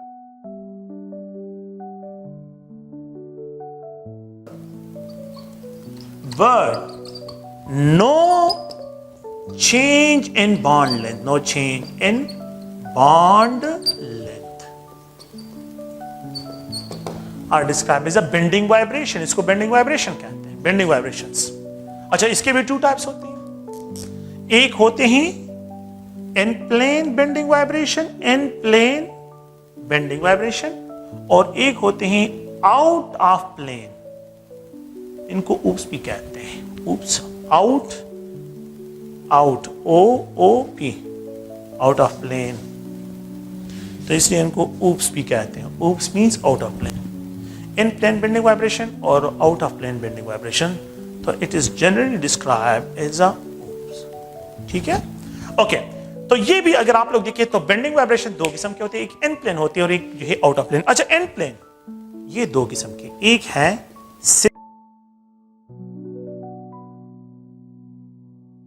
rocking. अच्छा, अगर ये दोनों hydrogen at the same time, ये 2 hydrogen है, eight the same time इनसे करीब आते हैं, इट इज कॉल्ड सिजर की तरह है ना, सिजर की तरह, जस्ट लाइक सिजर. एक ही प्लेन में, दोनों हाइड्रोजन एक ही प्लेन में आ रहे हैं, दोनों hydrogen at the same time एक ही प्लेन में है. There is no change in the plane, just only bond angle change, scissoring. तो ये दोनों अगर एट द सेम टाइम आ रहे हैं तो scissoring is an example of in plane bending vibrations. एक अनदर जो है, अगर आप लोग देखिए ये हाइड्रोजन है और ये हाइड्रोजन है, रॉकिंग. अगर आप देखिए ये दोनों हाइड्रोजन इस तरह मूव करते हैं, देखिए ये 2 हाइड्रोजन है और ये 2 हाइड्रोजन इस तरह मूव कर रहे हैं. ये 2 हाइड्रोजन है, ये विद रिस्पेक्ट टू कार्बन जो है इस तरह मूव कर रहे हैं, इस तरह. गाड़ी के जो वाइपर्स होते हैं बिल्कुल जो है इस तरह की चुप, ये एक ही प्लेन में है. It is describe as rocking. Rocking जो है एक सिजरिंग है और प्लेन में है, और सिजरिंग भी एक ही प्लेन में है. ठीक है, यहां पे bond angle change but there is no change in the bond length. अच्छा, एक होता है out of plane. Out of plane 2 किस्म के होते हैं. एक होता है ट्विस्टिंग और एक होता है वेगिंग. एक है ट्विस्टिंग, एक है वेगिंग. ये 2 हाइड्रोजन है और ये 2 हाइड्रोजन अगर देखें इस तरह है, बिल्कुल इन्होंने अपनी प्लेनरी से, ये पहले प्लेन एक ही प्लेन में थे, अब अपने आउट ऑफ प्लेन जा रहे हैं. आउट ऑफ प्लेन, ये बिल्कुल आउट ऑफ प्लेन जा रहे हैं. इट इज डिस्क्राइब, अगर ये दोनों हाइड्रोजन इस तरह जा रहे हैं, ठीक है, तो ये आप लोगों के पास क्या है, वेगिंग. यहां पे जो है आ रहे हैं, ये वेगिंग है. ये 2 हाइड्रोजन है. तो अगर आप लोग देखिए इस तरह मूव करते हैं, सिजरिंग है. अगर इस तरह मूव करते हैं, रॉकिंग है. और अगर इस तरह मूवमेंट है, ये दोनों हाइड्रोजन इस तरह मूव करते हैं, तो फिर इसको वेगिंग कहते हैं. लेकिन ये आउट ऑफ प्लेन है. ये क्या है, आउट ऑफ प्लेन, ये वेगिंग है. तो वेगिंग जो है अगर आप बुक में देखें तो बुक में जो है स्टूडेंट अक्सर इसमें जो है पॉजिटिव चार्ज, ये चार्जेस नहीं है, ये आउट ऑफ प्लेन एंड जो है अलोंग द प्लेन. अगर ये दोनों पॉजिटिव हैं तो इसका मतलब क्या है, इसका मतलब चार्जेस नहीं है. अगर ये 2 है, अगर ये दोनों मेरी तरफ है, ये बोथ द प्लेन है, मेरी तरफ यहां पे है, तो ये मेरे लिए पॉजिटिव है. लेकिन उस ऑब्जर्वर के, दूसरे ऑब्जर्वर के लिए क्या है, नेगेटिव है. और अगर मैं इस तरह एक्सप्रेस करूं तो अब ये मेरे लिए नेगेटिव हो गए और दूसरे ऑब्जर्वर के लिए पॉजिटिव हो गए. तो विद रिस्पेक्ट टू रेफरेंस है. तो आप लोग देखें कि यहां पे जो है ये हाइड्रोजन यहां पे नेगेटिव चार्जेस ये नहीं है. दोनों eight the same time positive उस ऑब्जर्वर के लिए, मेरे लिए नेगेटिव दोनों, मेरे लिए दोनों पॉजिटिव, उस ऑब्जर्वर के लिए नेगेटिव. तो ये आउट ऑफ प्लेन, इसको बेंडिंग. मैंने डिस्क्राइब कर लिया कि ये दोनों इस तरह मूव करती हैं तो वेगिंग है. अच्छा, एक इस तरह आ रहा है और दूसरा इस तरह आ रहा है. इस तरह आ रहा है, ये दूसरा इस तरह आ रहा है. अनदर जो है फिर इस तरह move, it is called twisting, इसको ट्विस्टिंग कहते हैं. तो ये 2 हाइड्रोजन इस तरह करें, सिजरिंग है. इस तरह करे, रॉकिंग है. इस तरह करे तो वेगिंग है. और अगर इस तरह करे तो ट्विस्टिंग है. अगर इस तरह करे ट्विस्टिंग है. ये ट्विस्टिंग, ये क्या है, ये ट्विस्टिंग में आता है. तो it is describe as a twisting. जो है अगर आप लोग देखें, no this type of vibration is describe as wagging. It is described as a wagging, इसको wagging से डिस्क्राइब करते हैं. And this type of vibration जो है कि जिसमें कि ये कार्बन है, ये हाइड्रोजन यहाँ पे है, ये पॉजिटिव, ये नेगेटिव, और फिर उसके बाद यहाँ पे अगर आप देखें ये हाइड्रोजन नेगेटिव और ये पॉजिटिव हो जाए, it is described as a twisting vibration.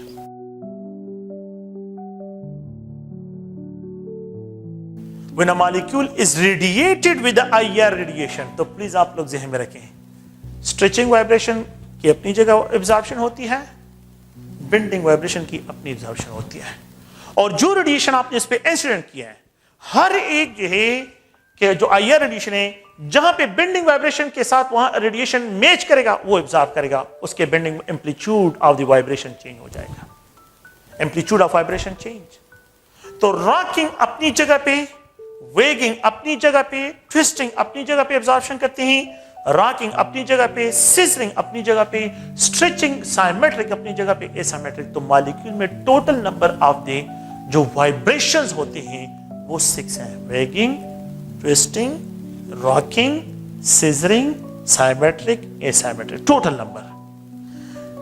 जो सिर्फ वाइब्रेशन मूड्स हैं तो ये 4 टाइप्स हैं वाइब्रेशन, जो मतलब ये कि जिसमें से आप लोगों के पास बेंडिंग वाइब्रेशंस हैं, तो बेंडिंग वाइब्रेशन के कितने रीजन हैं? 1 2 3 4। स्ट्रेचिंग वाइब्रेशन के 2, साइमेट्रिक और एसाइमेट्रिक। अच्छा, इन प्लेन के कितने हैं? 2 हैं, और आउट ऑफ प्लेन भी 2 हैं, और जो है स्ट्रेचिंग वाइब्रेशन भी 2 है। टोटल 6 वाइब्रेशन मॉलिक्यूल में डिस्क्राइब होते हैं। सो मॉलिक्यूल में जो है टोटल नंबर ऑफ वाइब्रेशन जो है वो 6 डिस्क्राइब होते हैं। तो ये general, so when a sample is radiated with the IR radiation, when a sample is radiated with the IR radiation, so their stretching vibration also change and their bending vibrations also क्या हो जाते हैं? वो भी change हो जाते हैं। और ये जो है अगर आप लोग देखिए, you will get a spectra, यहाँ पे जो है आप लोगों के पास एक स्पेक्ट्रा जो है ये जनरेट हो जाता है। अच्छा, along axis जो है यहाँ पे वेव नंबर्स होते हैं,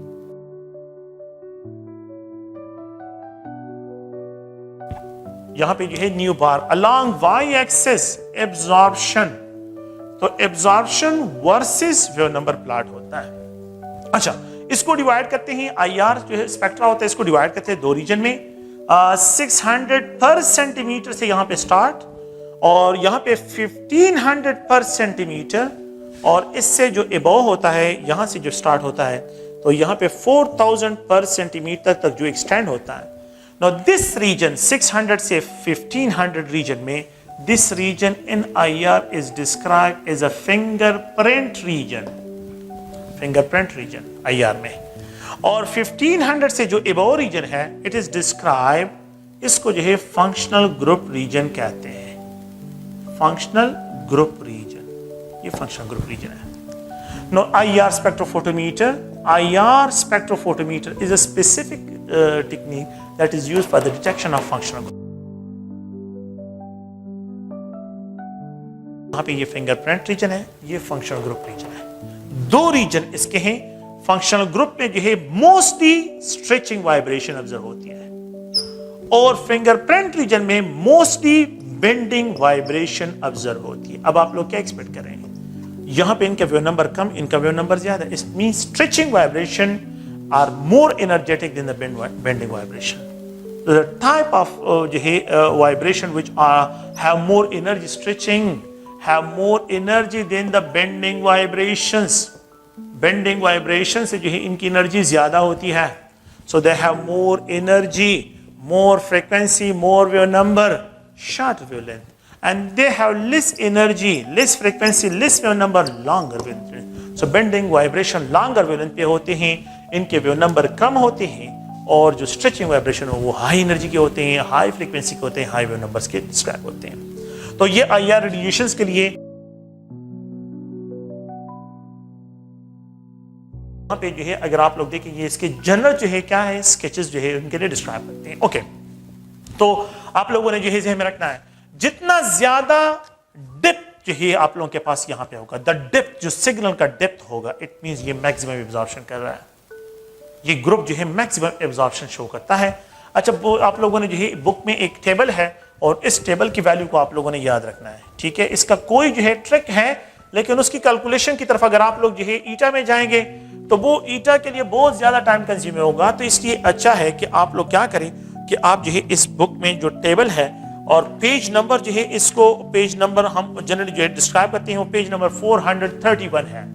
तो पेज नंबर 431 पे जो टेबल की वैल्यूज हैं, टेबल की जितनी भी वैल्यूज हैं, इन सबको आप लोगों ने ध्यान में रखना। अच्छा, इसमें बहुत मतलब ये सारे वैल्यूज को याद रखनी, लेकिन फंक्शनल ग्रुप के रीजन को जो है आप लोगों ने ध्यान में रखना है कि लेट्स सपोज जो है अगर आप लोगों के पास हाइड्रोक्सिल ग्रुप जो है एक फंक्शनल ग्रुप है, और इस फंक्शनल ग्रुप का जो सिग्नल होता है तो ये 3000 पर सेंटीमीटर से एबव और 3600 पर सेंटीमीटर के रेंज में होता है। ये ब्रॉड सिग्नल है, देखिए ब्रॉड 3000 से एबव और 3600 के रेंज में होता है। अगर आप लोग एमाइन को देखें, एमाइन जो है प्राइमरी हो सेकेंडरी हो, टर्शियरी नाइट्रोजन हाइड्रोजन स्ट्रेच नहीं होता, टर्शियरी में नहीं है, लेकिन प्राइमरी सेकेंडरी में तो ये 3100 पर सेंटीमीटर से एबव और 3600 पर सेंटीमीटर के रेंज में होता है। ये एक अनदर फंक्शनल ग्रुप है, एमाइन फंक्शनल ग्रुप। प्राइमरी, ये प्राइमरी एमाइन हो, प्राइमरी हो, सेकेंडरी हो। क्यों आप लोगों को मैं बता रहा हूं, बुक में टर्च लिखा है, टेक्सचर गलत है। टर्च एमाइन में नाइट्रोजन हाइड्रोजन होता ही नहीं है, नाइट्रोजन हाइड्रोजन तो उस पर नहीं होता, तो यही नाइट्रोजन हाइड्रोजन स्ट्रेच को डिस्क्राइब करने के लिए। द फोर्थ वन जो है, यहां पे आप लोग कार्बोनाइल कंपाउंड को याद रखें, बल्कि चले कार्बन कार्बन डबल बॉन्ड को भी याद रखें। एरोमेटिक के पास इसके लिए रीजन है 1600 पर सेंटीमीटर जो है इसका stretching vibration for arenes. Book में इसके लिए वर्ड इस्तेमाल हुआ है एरीन्स। एरीन्स का मतलब एरोमेटिक कंपाउंड्स। एरोमेटिक कंपाउंड्स के लिए 1600 पर सेंटीमीटर जो है। And if we have a carbonyl carbon, अगर मेरे पास कार्बोनाइल कार्बन हो, कार्बोनाइल का एल्डिहाइड, कीटोन्स, तो जितने भी हैं इनके लिए 1690 से एबो और 1750 पर सेंटीमीटर के रेंज में। तो इसमें कार्बोनाइल में एल्डिहाइड भी आ जाता है, आप लोग ज़हन में रखिए, कीटोन्स भी आ जाते हैं, इसमें एस्टर्स भी आ जाते हैं, एसिड हैलाइड भी आ जाते हैं, एसिड हैलाइड भी आ जाते हैं, एस्टर्स भी है, कीटोन्स भी है, एल्डिहाइड्स भी है, एमाइड्स भी आ जाते हैं। ये सब के सब जो है, कार्बोक्सिलिक एसिड भी आ जाते हैं, कार्बोक्सिलिक एसिड, ये सब इसमें आ जाते हैं।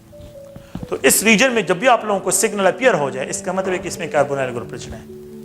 और अगर इस तरह के रीजन प्रेजेंट हो 1600%, तो इसका मतलब ये सिग्नल जो है क्या करते हैं, इनको देखना है। तो बुक में पेज नंबर 431 जो है आप लोगों ने जो है इसको बिल्कुल इनकी जो वैल्यूज है, इनको आप लोगों ने डिफरेंट फंक्शनल ग्रुप की वैल्यूज हैं, तो एटलीस्ट अगर कुछ ना हो तो ये वैल्यू याद रखें। एटलीस्ट आप लोगों ने जो है इन वैल्यूज को याद रखना है, ठीक है। अच्छा, एक दूसरे पॉइंट को देखिए, carbon carbon single bond, carbon carbon double bond, carbon carbon triple bond. यहां पे स्ट्रेच, जितना स्ट्रेच होगा यहां पे स्ट्रेच सबसे ज्यादा एनर्जी इसके लिए रिक्वायर्ड होगी। तो ये पॉइंट याद रखें, the stretching vibration of carbon carbon triple bond is greater than carbon carbon double bond, carbon carbon double bond is greater than carbon carbon single bond. दूसरा पॉइंट, तो ये एक फैक्टर है, the bond order increase, bond order जितना increase होता है तो stretching vibration frequency increase होती है। तो स्ट्रेचिंग वाइब्रेशन फ्रीक्वेंसी, बस मैं वेव नंबर की बात कर रहा हूं, वेव नंबर इंक्रीज होते हैं, बस मैं डायरेक्टली वेव नंबर्स की लिख रहा हूं। द नेक्स्ट पॉइंट जो है, अगर आप कार्बन हाइड्रोजन स्ट्रेच है, कार्बन ड्यूट्रम स्ट्रेच है, कार्बन ट्रीटियम स्ट्रेच है। देखिए ये कार्बन मास फिक्स है, ये मास फिक्स है, और ये मास कम, ये मास ज्यादा, ये उससे भी ज्यादा। आप इसको एनालाइज करें, you will observe 2850 per centimeter, you will observe 2700 per centimeter, and you will observe 2500 per centimeter. तो मास जब इंक्रीज हो रहा है तो स्ट्रेचिंग वाइब्रेशन वेव नंबर जो है वो डिक्रीज हो। सो अगर आप लोगों के पास mass of one element fix है, एक एलिमेंट का मास फिक्स है, और mass of a second element को, mass of a second element को मैं चेंज करता हूं, तो जितना मास इंक्रीज हो रहा है वेव नंबर डिक्रीज की तरफ जाते हैं। मास जितना इंक्रीज हो रहा है वेव नंबर जो है इतने डिक्रीज की तरफ जाएंगे। कार्बन फ्लोरीन बॉन्ड है, carbon the following have maximum stretching frequency, this one, which of the following have least stretching frequency, this one. Least mass ज्यादा तो फ्रीक्वेंसी वेव नंबर्स क्या होंगे, वो कम होंगे। और मास कम तो फ्रीक्वेंसी जो है वो आप लोगों के पास ज़्यादा होगी। तो ये पॉइंट भी आप लोगों ने ध्यान में रखना है कि which of the following carbon halogen bond have maximum stretching frequency, carbon fluorine bond, and which of the following bond have least जो है फ्रीक्वेंसी होगी, कार्बन आयोडीन बॉन्ड। तो carbon iodine have low and carbon fluorine have maximum जो है इनकी stretching frequency यहाँ पे describe होगी। ठीक है, तो ये जो है पॉइंट्स हैं, इन पॉइंट्स को आप लोगों ने ज़हन में रखते हैं। इफ अगर हम क्या करते हैं, अगर हम IR रेडिएशन सैंपल पे इंसिडेंट करते हैं और सैंपल उससे selected wavelength of radiation absorb कर रेस्ट ऑफ रेडिएशन को ट्रांसमिटेड करे, तो जो ट्रांसमिटेड लाइट होगा उसको मशीन रिकॉर्ड करेगा, जो एब्जॉर्ब होगा उसको भी रिकॉर्ड करता है, और जो ट्रांसमिटेड लाइट उसको भी रिकॉर्ड करता है। अगर मैं सैंपल पे IR रेडिएशन इंसिडेंट करूं and there is no absorption, 100% transmittance हो, it mean there is no absorption. So when a sample is radiated with the IR radiation and there is 100% transmittance, it means there is no absorption. It means there is no absorption. यहाँ पे कोई absorption नहीं होगा। तो ये points हैं, इन points को आप लोगों ने ज़हन में रखना है। IR स्पेक्ट्रोफोटोमीटर का जनरल स्केच जो है यहाँ पे मैंने डिस्क्राइब किया है। अच्छा, दिस टेक्निक इज यूज्ड, ये टेक्निक जो है, इस टेक्निक को हम यूज करते हैं in order to find the qualitative analysis के लिए। Now this technique is a specific technique for the qualitative analysis के लिए इस टेक्निक को यूज करते हैं। There is no quantitative analysis. This technique is used in order to find the impurities in the sample. Impurities in sample, sample में impurities को find out करने के लिए। This technique is used to find the progress of a chemical reaction. इसका मतलब क्या है? Progress of a chemical reaction. एक रिएक्शन के जो है उसके प्रोग्रेस को किस तरह जो है मॉनिटर करते हैं, इस टेक्निक के जरिए progress of a chemical reaction को मॉनिटर करने के लिए इस टेक्निक को यूज करते हैं। अच्छा, इसका मतलब क्या है? Let's suppose we have a compound that is ketone और ये CH3 है। मैंने इसके लिए जो है इस कंपाउंड को रिडक्शन करना है लिथियम एल्यूमिनियम हाइड्राइड्स के साथ। It is converted into acetone, ये एसीटोन में कन्वर्ट होता है। The compound is converted into acetone is converted into alcohol. Secondary alcohol. Acetone.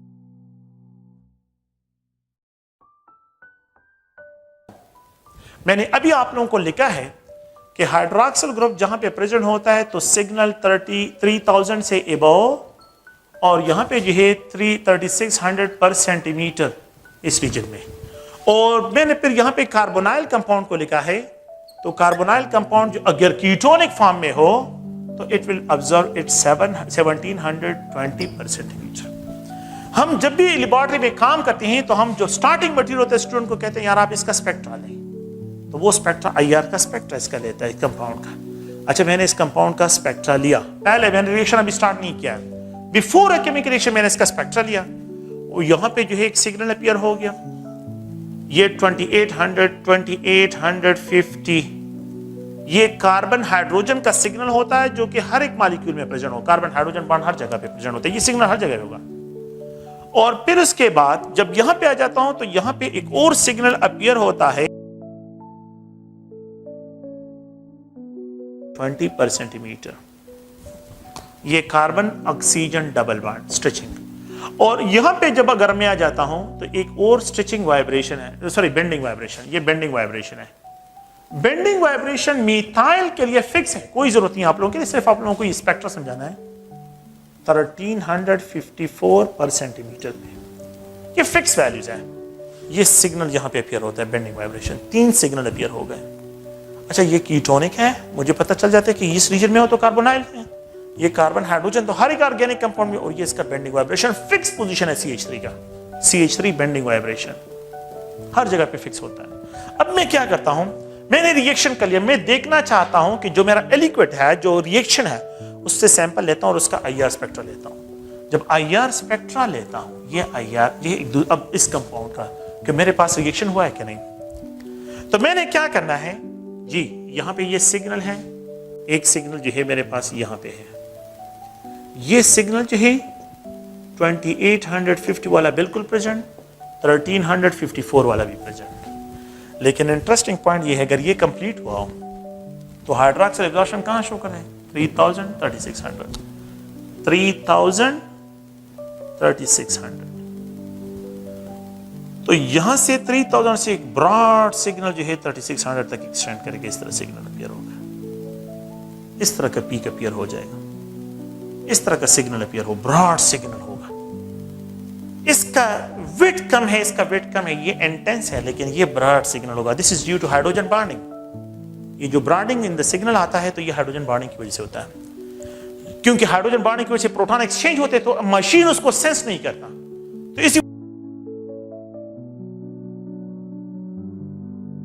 Is due to hydrogen bonding. देखिए एमाइन में हाइड्रोजन बॉन्डिंग होता है तो वो भी ब्रॉड सिग्नल, हाइड्रॉक्सिल में हाइड्रोजन बॉन्डिंग होता है तो वो भी ब्रॉड सिग्नल देता है। तो हाइड्रॉक्सिल ग्रुप जो है यहाँ पे। अगर अब वो दूसरा पॉइंट, अच्छा अब मैं दूसरा, मेरे प्रोडक्ट, ये मेरे प्रोडक्ट है, ये मेरा प्रोडक्ट है, ये मेरा रिएक्टेंट था। अच्छा रिएक्टेंट में 3 सिग्नल थे, एक 1354 है, यहाँ पे भी है, एक 2850, 2850, लेकिन मेरे प्रोडक्ट में जो 1720 वाला सिग्नल है वो मिसिंग है, नहीं है, और एक एक्स्ट्रा सिग्नल अपीयर हो रहा है जो 3000 से एक्सटेंड 3600 तक है। तो यहां से मैं कंफर्म कर लेता हूं कि मेरा रिएक्शन कंप्लीट हुआ है and the carbonyl compound is converted to hydroxyl group. Carbonyl compound is converted into hydroxyl group. जो कार्बोनाइल कंपाउंड है ये रिड्यूस हुआ है and it is converted into hydroxyl group, ये हाइड्रॉक्सिल ग्रुप में कन्वर्ट हुआ है। तो ये देखें, ये मिसिंग है, 1720 मिसिंग, और ये जो है यहाँ पे प्रेजेंट है। अच्छा यहाँ पे जो है ये सिग्नल नहीं है, ये सिग्नल यहाँ पे अपीयर हुआ है, इससे इबो ये सिग्नल अपीयर हो गए। अगर ये सिग्नल अपीयर हो इट मींस मेरा रिएक्शन कंप्लीट हुआ है। अगर ये सिग्नल यहाँ पे मिसिंग हो तो फिर यहाँ पे रिएक्शन नहीं हुआ है। तो आप लोगों देखें कि in this technique is also used in order to monitor the progress of reaction. This technique is also used in order to find the impurities in a sample, and it is used for the qualitative analysis को qualitative analysis के लिए करते हैं। तो ये अगर आप लोग देखें ये different types of the points हैं जिसको जो है यहाँ पे डिस्क्राइब करते हैं। ठीक है, तो IR के बारे में जितने पॉइंट्स हैं इनको यहाँ पे मैंने डिस्क्राइब कर दिया। Okay, thank you.